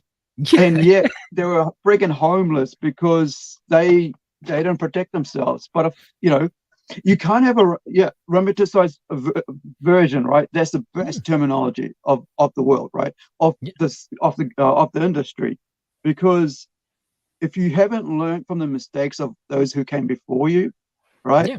to protect yourself, protect your IP, then you just need to go back to the drawing board and really learn business. You Yeah. know, and like, I mean, so I always have that, like, from on all my books, all my titles, I have my name on there, right? It's mine. So Yeah. people know it's mine. There is no way anybody else is theirs on it. You know, people who come on, they work on it. Yep, you know, whatever. But it's my property. Those characters, they're mine. I'm the one who's writing it. I'm creating it. I'm sending the design. I'm thinking mock-ups. You know, this is how it looks. What's the color? This is the color scheme. Everything. So, you know, I'm there. It's like, it's the hair color. Oh, sorry, no, it's not red enough, right? I want Yes. this to look this way, because I don't want somebody to come back and say, well, I put that into there. It's like, no, you know, I did. This is my work. I've been working on this for 16 odd years, trying to get it right. And I think people forget that as a creator, and you know, I kind of I've always been on two minds with when it comes to Stan Lee and Steve Ditko and Jack Kirby, because Steve Ditko and Jack Kirby are artists. But I know that Stan Lee didn't give them as much information that I do, right? Yeah. About characters, because I have pages and pages and pages of back, you know, years of like little changes to even the logo. You know, it used to be a triangle in the old days. It was a triangle with like the eye up here, and that being the the bottom, you know, and all this stuff. And I've got all those designs, you know, and the title and all these different logos. What was going to be called, or what has come to be called now, is incredible. But I know that he didn't do all that, right? I know that when he did Spider-Man, he didn't do all that, and Steve Ditko probably did 90% of the work, you know. But he was a great marketer, right? He, you know, he came up with a name. This is what, you know, little idea of it. But because he came up with the idea of it, But I think we now are more smarter because of that. I think, and if you're coming into this industry and are not smart because of that, I think you need to go back and watch a lot of documentaries about how to protect yourself as an artist, as a writer, because Yeah. there's so much available. You know, you cannot be dumb anymore. There's no ignorance anymore, you know? Exactly. Your biggest asset as a creator, whether you are letterer, colorist, writer, artist, whatever, your biggest asset is every book you can find on your craft and on business and on money and on marketing.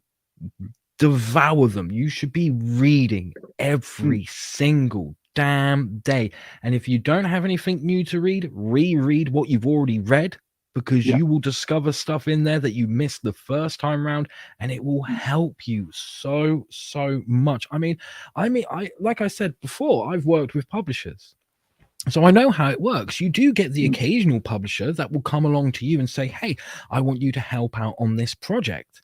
And that is a slightly different scenario, but they can fuck you over just as badly on the money side unless you know what you're doing. And, you know, I've met people who have recently been signed to publishers. And my first question is, great, when you start getting your royalties in, when you start getting that percentage, what are you going to do with the money? Yeah. And they always say the same thing. I'm going to put it into the next book. And it's like, that's smart, but don't put all of it into the next book. You need to start learning about investing and all the different types of investing, because if shit goes wrong, you will be there going, I got a book published once and now I'm left with nothing. You do not want that to be the case. There's a terminology. We all know the terminology of post-mortem. Something's happened, we dissect it after the fact and go, oh, if only we had known, right? Well, there's also a pre-mortem. That's where you sit there and go, okay, I'm doing a project.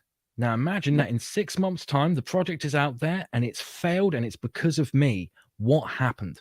And list every possible way that it could fail because of you. That way you can set up so many safety nets that if shit does go wrong, you will still come out of it all right, and you will still have a house, you'll still have clothes, you'll still have the basic, like the bare minimum that you need to survive. I think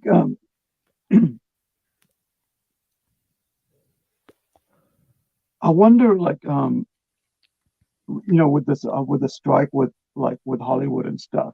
I was watching before we came on. You know, I was getting ready, and I was watching a short clip about, you know, what's happening in the, you know, with these studios and stuff. Yeah, and they've been, you know, for the last maybe 5-10 years, probably 5 years even, they've been bringing in people like under the, you know, the DEI, diversity, equity and inclusivity. I want, like, and that was all for marketing purposes, nothing else, right? Oh God, yeah. But so for decades, we've, like, I mean, for years, right, we've had all the stuff we've enjoyed and loved and nobody had a problem with. And suddenly, as part of a marketing thing, they realize that this is what you need to include in the book to make it work, or you need to include this in an animation to work. You know, there's one thing that comes to mind that was like, it came out last year. There was a Harley Quinn movie, animated series. Yes.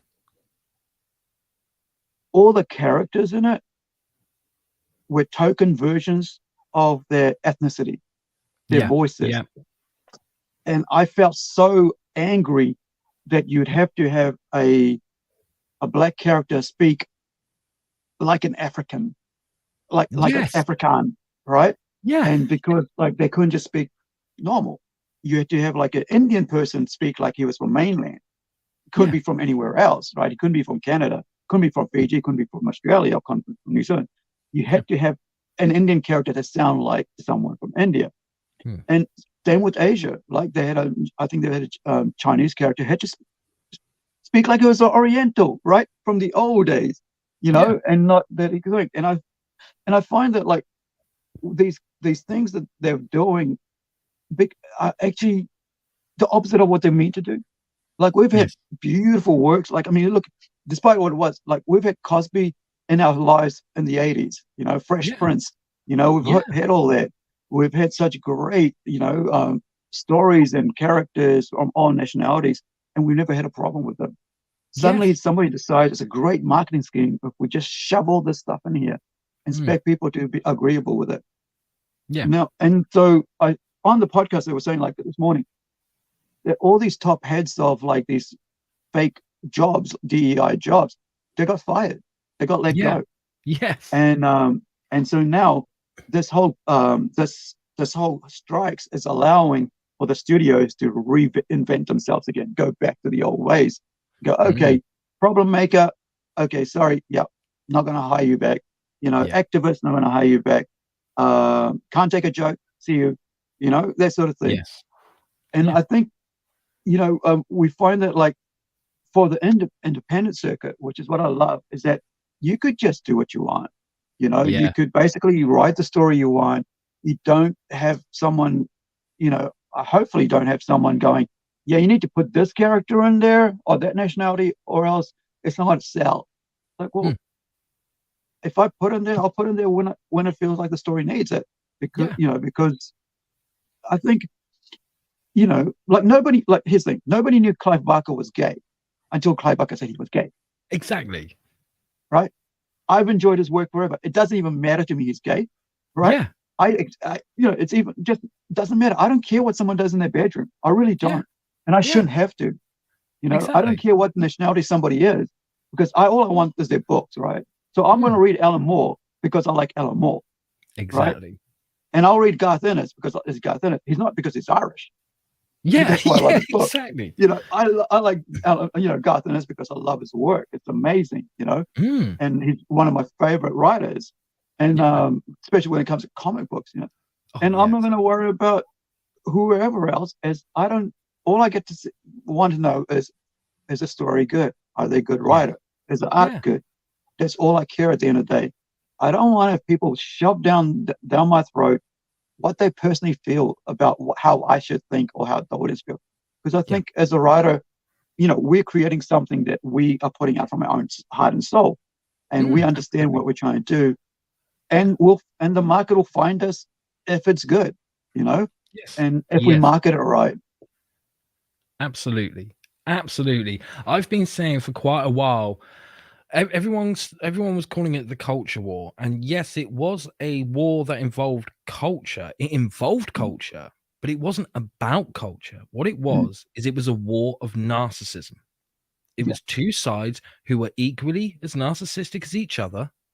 And one going, you don't tell me what to do. And the other one going, excuse me, yes, I fucking do. And the mistake that the studios made was they gave the narcissists attention. That is the worst thing you can do because that's why they do everything that they do, because that makes them feel elated. They don't care if the attention's bad because it's still attention.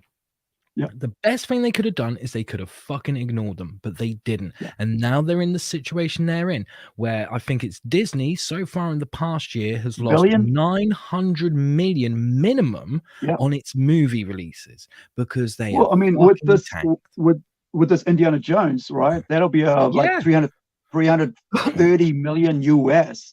Yeah, right? Easily. So easily. Easy coming to $1 billion. I mean, imagine doing that based on narcissism, Yeah, because that is exactly what has happened. They have lost all this money based on narcissism, but not only that, they've lost the trust of the audience because in the creative field, it's all a game of what have you done for me lately? And if what you've done for me lately is you've insulted me and you've insulted the rest of the audience and said you're all bigots, you're all Hitler, you're all this, that, and the other. Guess what? We're not going to forget that. So they've now got all these strikes going on. They're thinking, right, we can rebrand, we can take a few steps back. But whilst they're doing that, the indies, the indie filmmakers, the indie musicians, the indie comic book creators, the indie novelists, the indie comedians, we are all going out there and going, here's what we have to offer. And people are going, oh my God, finally, this is like cool old school stuff, but modern. And then when they get their act together and go, okay, the strikes are over, the audience is going to go, yeah, we're not going back to you because you see, you insulted us. We went to these complete strangers and they showed us respect and they still fucking do. They did it to themselves. Yeah, I mean, you can't berate and insult people for too long, because at the end of the day, if somebody's yelling my face, I'm going to walk away, and I'm probably never going to go back. Yeah, and this is the way people are, and so this is what's happened with them. And I think it's hard to feel sorry for them, because if you've if you've spent if you've heard them for 5 years insulting people who just want good entertainment, and insulting parents, basically their bread and butter. Imagine going to the shop owner, and the shop owner tells you that you're a terrible person for coming into buying a can of Coke. You're a terrible person for drinking Coke. You're a terrible person for liking the color red on that can, right? But you should now have the black can instead with 0, right? Because that's a new thing. You shouldn't drink the old stuff. And you go, yeah, but I like the red can, the natural, the original. I'm happy with that. So, and plus it's my money. I can do whatever I want with it. Exactly. And they've forgotten that. They've forgotten that it's not their money. It's our money. It's the fans' money. It's the fans who have kept all these IPs alive. Because, if the fans didn't dedicate themselves to follow that, to keep those characters alive when nobody wanted them, nobody cared for them. Like, there were so many small groups of niche fandom out there that kept it alive, kept talking about it. We're in the shops, buying the books, buying the toys, buying the characters, buying the clothing, all the stuff. If they weren't there, you won't have them, all those value to your product. Now, then to turn around and say, well, we don't want you for having done all that, it's just, it's kneecapping, right? It's kneecapping. Yes. Your friend, your greatest asset. Yeah. And I find that kind of offensive, so I don't feel so sorry for them. I think no, I don't. Especially as like they did it twofold, because first of all, they go to their original audience and say, you're assholes, right? We want you to think this way, and if you don't think this way, you're an asshole, right? But then they're going, but we're going to help these people because they're poor little people. They can't look after them. The black people can't look after themselves. The gays can't look after themselves. They're being patronizing to them and going, oh, in fact, they're so poor, we won't even give them new characters. We'll just steal the other ones that we've already broken and go, here, you can play with these toys. We won't even give you the glue to put the arm back on. Please. And these morons thought that it was okay to do that and that they would still make money. They did it to themselves. Like, there's a certain point, like, if you have a friend or a family member who's an alcoholic, you are going to want to help them, even if you have to give them tough love. But there's always a point where you have to say, they don't want the help. And if they don't want it, the best thing I can do is walk away. And that's what's happening with these companies. If Marvel had sorted themselves out, or DC had sorted themselves out earlier on in the game, it would have been like, okay, you made an error of judgment. You haven't lost me. They left it this long. So now it's like, hey, if you guys go under, I don't fucking care. I won't laugh at you for it, but I just won't care. Yeah. Apathetic to the whole situation, right? Yeah, absolutely. And like you said, and it gives us in the indie circuit, individuals just the opportunity to fill that gap in as quickly as possible. That's why I like doing this, because I think, like, if we start promoting the hell out of all our indie creators out there, we can fill that gap in faster, so that our names are known, our works are known before they can come back, right? And try to fill the gap, mainstream can come back and fill the gap again. Because I think if it's a power. What is it like when you get it's like and when there's powers, somebody at the top has gone away, there's a power vacuum, right? At the moment we have an entertainment vacuum. So this is a great time for us to just spend time promoting, sharing, and just getting out there as much as possible. Absolutely. I did a convention a couple of months back, in Southampton, and it was one of the best things ever because I walked away from it and I could see how hungry audiences were, Yeah. to the point where there was this lovely young lady who came over. She must have been about 20, 21. She came over and she had a boyfriend next to her who was taller than her, and on the other side of her had her mother who was shorter than her, and her leg Yeah. was constantly moving, and every now and then her hand would go up and do that. And it was every now and then, like about 30 seconds, boom, and then 30 seconds would pass and she'd do it again. So she clearly had some sort of like physical Tourette's, okay? Yeah. And she saw like the Ed Gein Demon Hunter books on my table and asked about them. And I said, well, let me tell you the story, or like give you a synopsis. And as I'm telling her, all of a sudden she's doing that more and more, and it's more violent. And then it gets to the point where she's boom, boom, and she's hitting her boyfriend. She doesn't even know she's doing it. She can't control it, but she's literally beating 7 shades of shit out of him. And her mum turned around and had to hold her physically still and said, I can't tell if you're anxious or frustrated. And she just turned to her mum and went, I'm so happy because it feels like someone's finally writing something for me. And that spoke volumes on the state of the situation. Like, you still see people who are, you know, they're cosplaying as like Rick and Morty or Spider-Man or whatever, but they're not buying the books. No, they don't care because they know it's all been bastardized, and they just want some good stuff. For the first time in my life, I had people who only read manga and only watched anime coming over and going, this actually looks cool. I want to give this a go. How much? And the mainstream could be doing that. They could be raking. The reason why there's not much money in comics at the moment has nothing to do with people not wanting to read comics. Right? It is all to do with the shit that's been put out. Comics has had to deal with that stigma of comics are only for kids. For so many decades, right? And now the stigma is comics is only full of political correctness. And no matter what anyone says, I don't even care what Neil Gaiman says. And I do like Neil Gaiman, right? But he was one out there who was saying like, oh, political correctness, that's just another term for being nice to people. No, it's a term for brainwashing people. Don't care, Neil. That's exactly what it is. It is tyranny disguised as manners, and it needs to stop because it ruins everything. What we are experiencing is what happens when a fad becomes fatal, and that fad is politics and political correctness. Get it out. We just want to be entertained, and people are so hungry for it. They are like a dog that hasn't eaten for a week. They are frantic. They don't know where their next meal's coming from.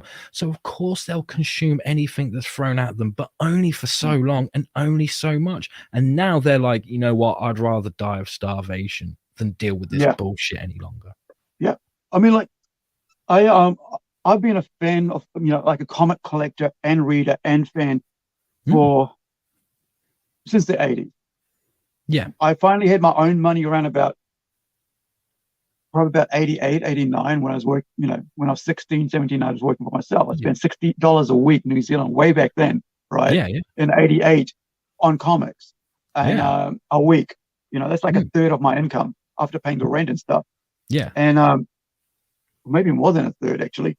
And all that, hundreds of thousands of dollars spent on those decades, right? Since now I'm 50.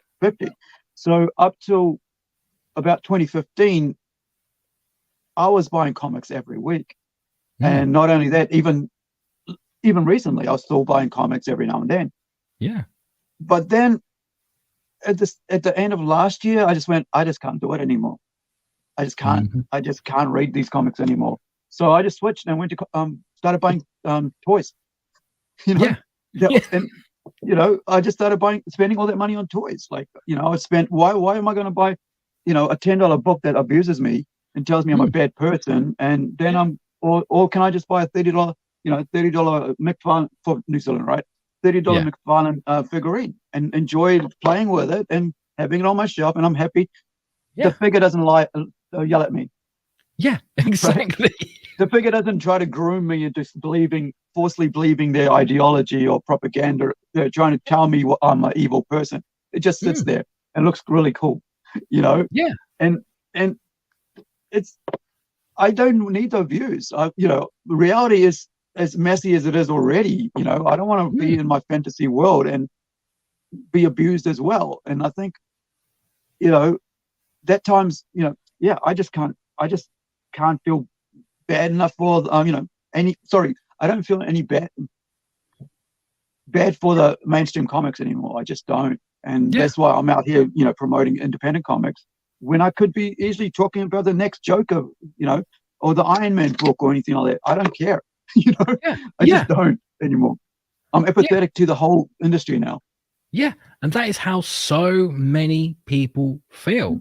And that's why I think it takes people by surprise when I go out there and I'm like, I've got a comic book. It's called Ed Gein Demon Hunter. And they're like, whoa, hold on. I know that name from somewhere. And even if they don't, you tell them about the real Ed Gein and they're like, oh my God, you've done a comic book about him? Yes, yes, I have. And that intrigues them, you know, because now they're like, I think for a lot of people, they hear the title and they think, you've made Ed Gein a hero? And it's like, no, I've not done that. He is just the lead of the story.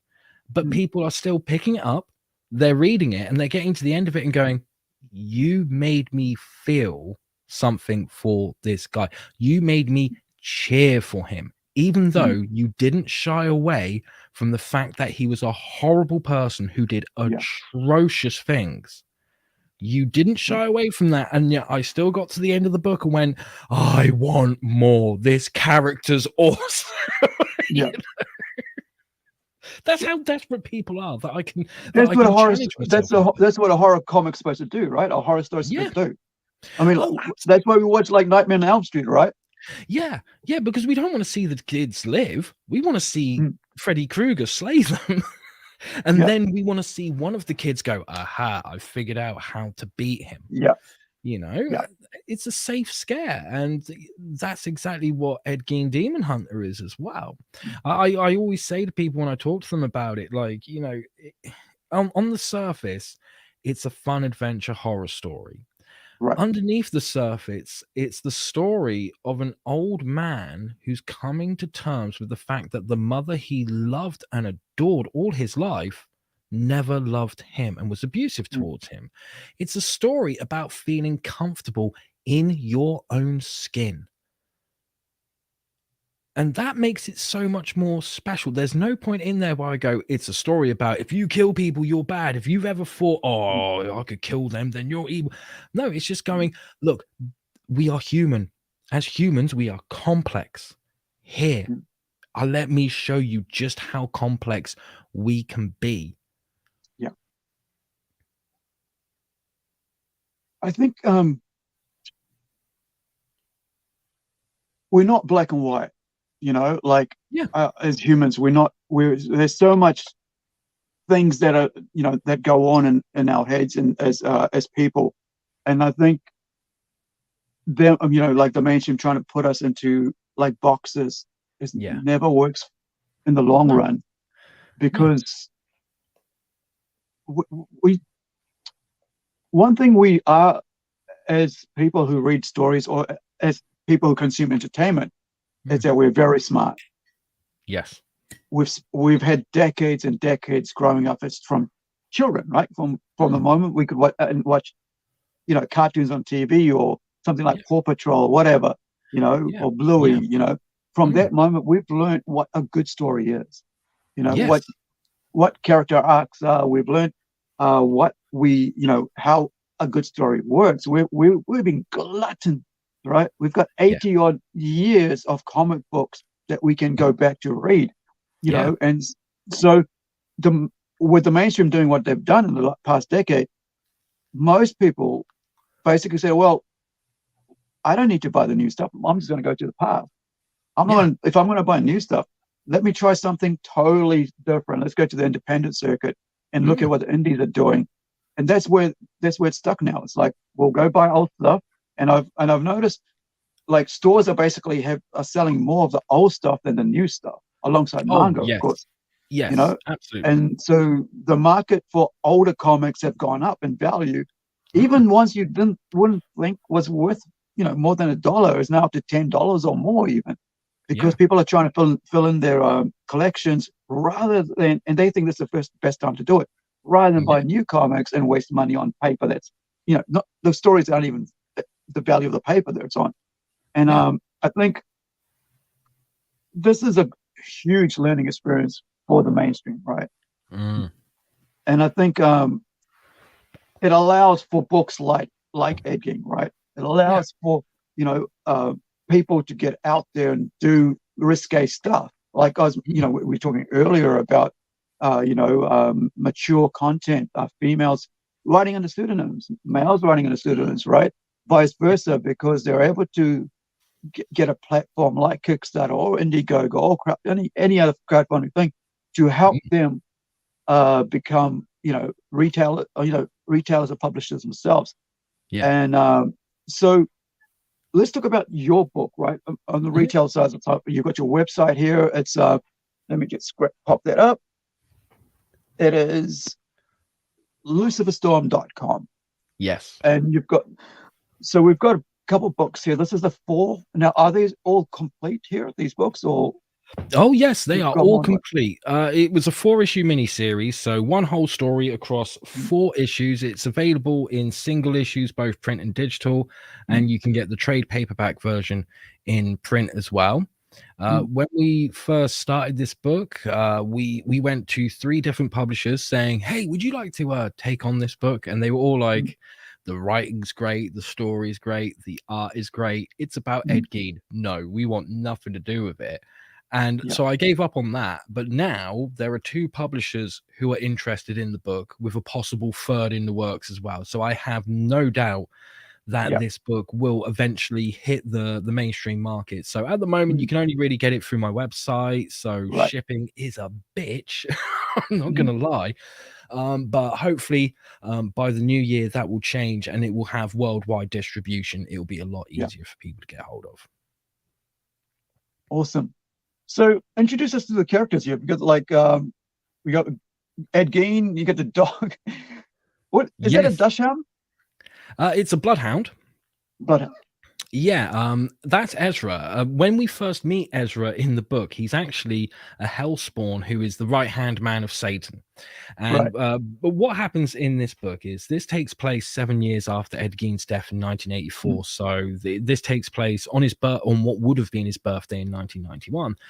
And a deranged demon has found a way to escape hell. But not only that, this demon has also discovered that if they can escape hell, get back to Earth, and find their remains and reconnect with those remains, they can get into heaven, prove that God is not fallible, and destroy everything in existence from heaven, hell, and everything in between. And Satan's like, "Oh, great. I can't go out there and find this demon and bring them back, because if I leave everyone alone, they're going to start a holy war in heaven. Shit gets worse.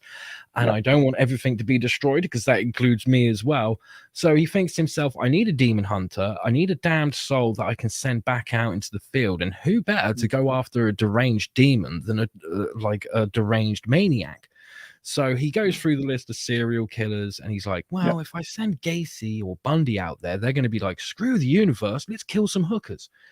But Ed Gein showed a bit of remorse. So he asks Ed to do it, and Ed's very reluctant to do it, but eventually he agrees to. And Satan says to him, like, "Okay, well, to make sure that everything goes fine and so that you've got some help, I'm sending my right-hand man, Ezra. But if Ezra goes in his normal form, then it's going to draw attention, and we do not want that." So he disguises him as a bloodhound. So you've got this talking dog that goes with Ed, and they go back to Plainfield, Wisconsin.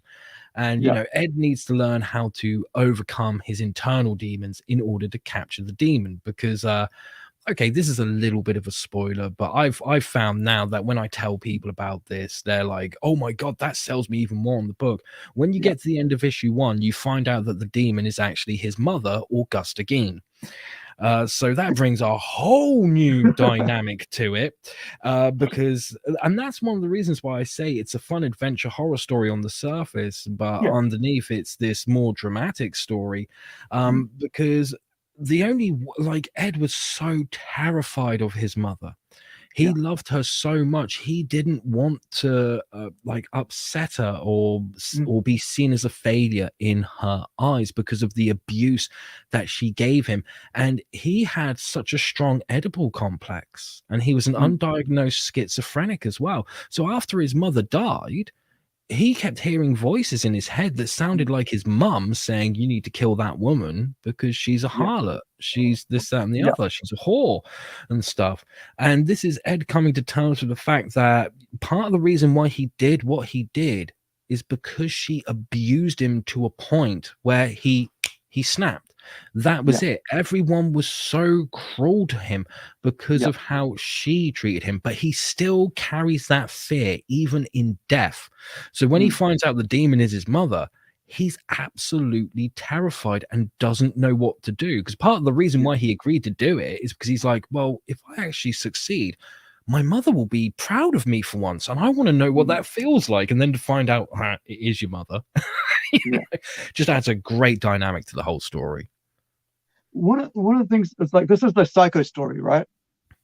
Yeah, Ed Gein inspired Norman Bates from Psycho, Leatherface from Texas Chainsaw Massacre, and Buffalo Bill from Silence of the Lambs.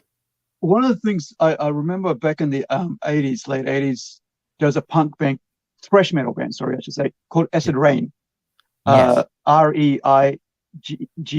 Rain, not, So they had a song, and based around this actual, character, basically the movie version of it. And, your mother is the only one who loves you, all this. It was really great, UK band. Yeah. It was beautiful song. Like, it was just one of the greatest, on this character. I thought, like, I'm sure there's other people who've done that. I think there was like Dead Skin Mask or something like that, or Slayer was part of that. Slayer did Dead Skin Mask. In fact, each issue of Ed Gein Demon Hunter has its own like chapter title, and each chapter title is a song about Ed Gein. So the first one is Nothing to Gain by Mudvayne. The second one is 3 for Flinching by the Dillinger Escape Plan. The third one is The Weight by Amigo the Devil. And the last one is Dead Ache by Lordy. But not only are they just like song titles about songs about Ed Gein, they also describe what happens in that chapter quite accurately, So I did a lot of research for it. Let's put it that way. Well, I mean, it is, it is a well-known character, so you need to do the research, because otherwise, how are you going to flesh out a really good story? And I think that's something that people forget, that there is, like, when it comes to writing, there is a lot of research that goes into actually not what we actually see in the final version, but there's a lot sitting on the computer or notebooks about what before the final product comes out. So with the trade paperback, for those who are inclined to collect trade paperbacks or for the shelf, especially, is there extra work in there? Yes, there is. You've got a foreword by Glenn B. Fleming, who runs Comics Unlimited. I did an afterword for it. You also get to see some of Christian's character designs, how he sent them to me, the first looks and everything. You get to see how some of the pages evolve from thumbnail all the way up to an inked page. You also have a little section talking about Ed Gein, and you also have some of the crime scene photos in there. Nothing too gory or graphic or anything, but some very interesting photos of the real life Ed Gein. Now, Christian was the one that, like, when he agreed to it, I was like, okay, here's the script. By the way, Christian, we need to be so accurate with this. Here's all the crime scene photos. So he got some of the ones that don't appear in the book, and he used them so well. He just did a stellar job on the whole book. Now, we've got some videos here. Shall we watch one of them? Is it like a fan videos here, or? The one with the guy holding up the book is probably the best one to watch, because the other one's 45 minutes long and he goes through the entire first issue. But this one, he does like a fan casting of it. Cool. So we'll watch this, and then we'll wrap it up, because it's been 2 hours, and it's 11 o'clock for you now, isn't it? Yes, it is. It is indeed. All right. So we'll watch this video. We'll come back and we'll do a final word. We'll give Lucifer, I guess, 3 to 5 minutes to have this final piece, and then we'll say our hoorays after this. But I just let's see what someone's actually read it. I guess week I'll be bringing a new indie comic review by way of fan movie casting. Hope you enjoy.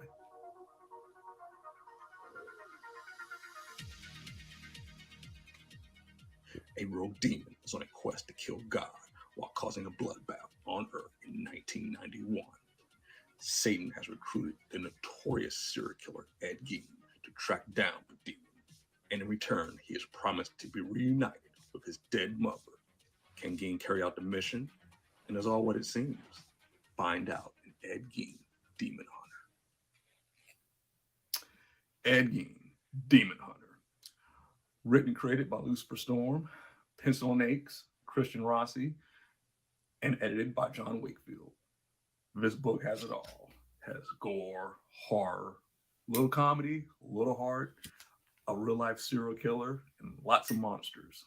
I really believe the right person for this job would be Ryan Murphy, who's a phenomenal director, and he's directed a lot of stuff for the small screen, like Glee, Nip Tuck, American Crime Story, and of course, American Horror Story. So I believe he definitely has what it takes to handle material like this, especially coming off of American Horror Story, where he's done the serial killers in fictional settings before. So I think he would kill the job of Ed Gein. Now, as far as the writing aspect of it goes, I want to bring him back, and I'm also going to bring his frequent collaborator, Brad Falchuk, who they've worked on all of the previous projects together. And Falchuk himself is pretty good with doing horror and comedy. He did, writing on the Scream Queens TV show. So those guys could definitely get, feeling and vibe of this book, which is, again, it's got a lot of humor to it, believe it or not. And that was really surprising, but it works. And it also made Ed Gein relatable to a point. I know that's kind of not the best way to say it, but he's. Now, if you guys want to watch this, I want to let you guys watch the rest of it on the website.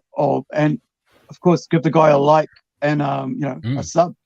It's such a good, it reminded me of when we were, in the old days, we were at the comic shop and we were coming up with what, who'd be a great Superman, or who would be a great Batman, or such and such and such and such. And it's such a cool way to actually talk about a comic book, right? Who would make a great such and such actor for that role. And it's such a cool idea behind that fan casting. I think when I saw that, when I looked at it first time, I think a week or two ago, and I just thought, this is such a cool way to actually involve yourself in it, because you're really thinking out, and not only just the story you just read. It was like, maybe Bruce Campbell could play that character, or such and such. And I think it's a great way. So give that guy a like and a subscription, man. That was really worthwhile. All right. As I said, we'll let you finish off here with the last word, and we'll come back and say our goodbyes. I don't want to hold you up too much. No problem, with me, with the seating, I can't handle more than 2 hours. Sorry, because of my back injuries. So we'll put you on solo, and we'll let you take it away and have your final piece to say. Cool. Well, look, if any of you guys are interested in Ed Gein Demon Hunter, even if you're kind of like, hey, I'm not sure about this, I want to check it out, but I don't know, then head on over to my website, luciferstorm.com. If you sign up to my mailing list, you will actually get a free digital version of the first issue that you can read to your heart's content. It has no digital rights management, protection, or any of that jazz on it. So you can even share it with your friends, make a few copies. I don't mind, because it's all about people reading the book. So you can find me over at luciferstorm.com. I'm going to have some new stuff coming up there. I'm going to be making a couple announcements towards the end of the year about what's coming after my next book, Lady Satan, which you can read a 12-page preview of over on my blog on my website, so you can check that out. Christian Rossi's come back for that book. And you can find me on Twitter, Facebook, and YouTube. Just look for Lucifer Storm or The Lucifer Storm. Don't accept any substitutes.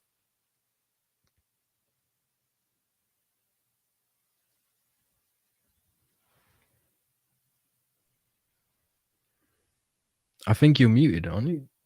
Oh yeah, I just want to take myself off there. There we go. All right, so thank you guys for joining us wherever you are in the world. Really appreciate you joining us for me, it's early morning. We started at 8 o'clock. We're now at about 10. So thank you for sticking with us for the long haul. Hopefully you'll check out luciferstorm.com.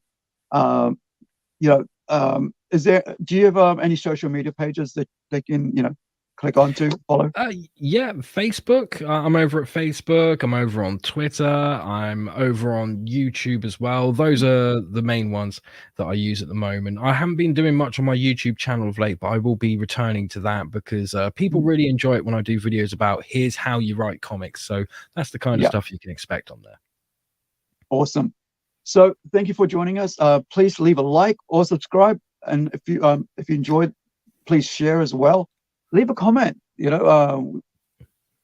doesn't have to be positive, but it would be nice if it was positive. But if you did enjoy, and also if you are a independent comic book creator out there or an artist, and or a toy collector like me, we have 3 different podcasts that we do.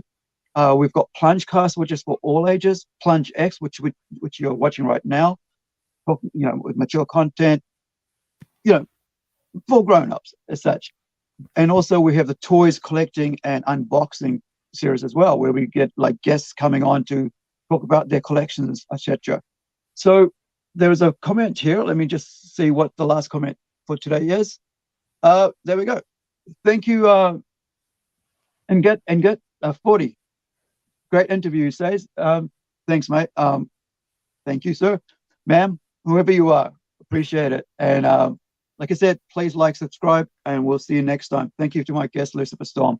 Man, I'm going to go check out the website a bit more. I usually don't like to get involved into what's there until I've actually, talked to, had a bit more information about with the person. And this is why we do this, so they get you guys out there can get to know the creators behind the work, and becomes more personal. And please have a look on YouTube. YouTube. Kickstarter for our book, Imperigal. It's on there. We're about 16 days in, or I think it's 16 days left. But we'd love your support. And it's an all ages, full color superhero book. First one out of our city here in New Zealand, and hopefully you'll enjoy it. Your kids can read it, or you can read it, and there's activities in the back. It's the first book coming out of Plunge Studios. There's more stuff coming out, but first one out the gate. Thank you for joining us, and ka kite anō, wherever you are, be well, be safe.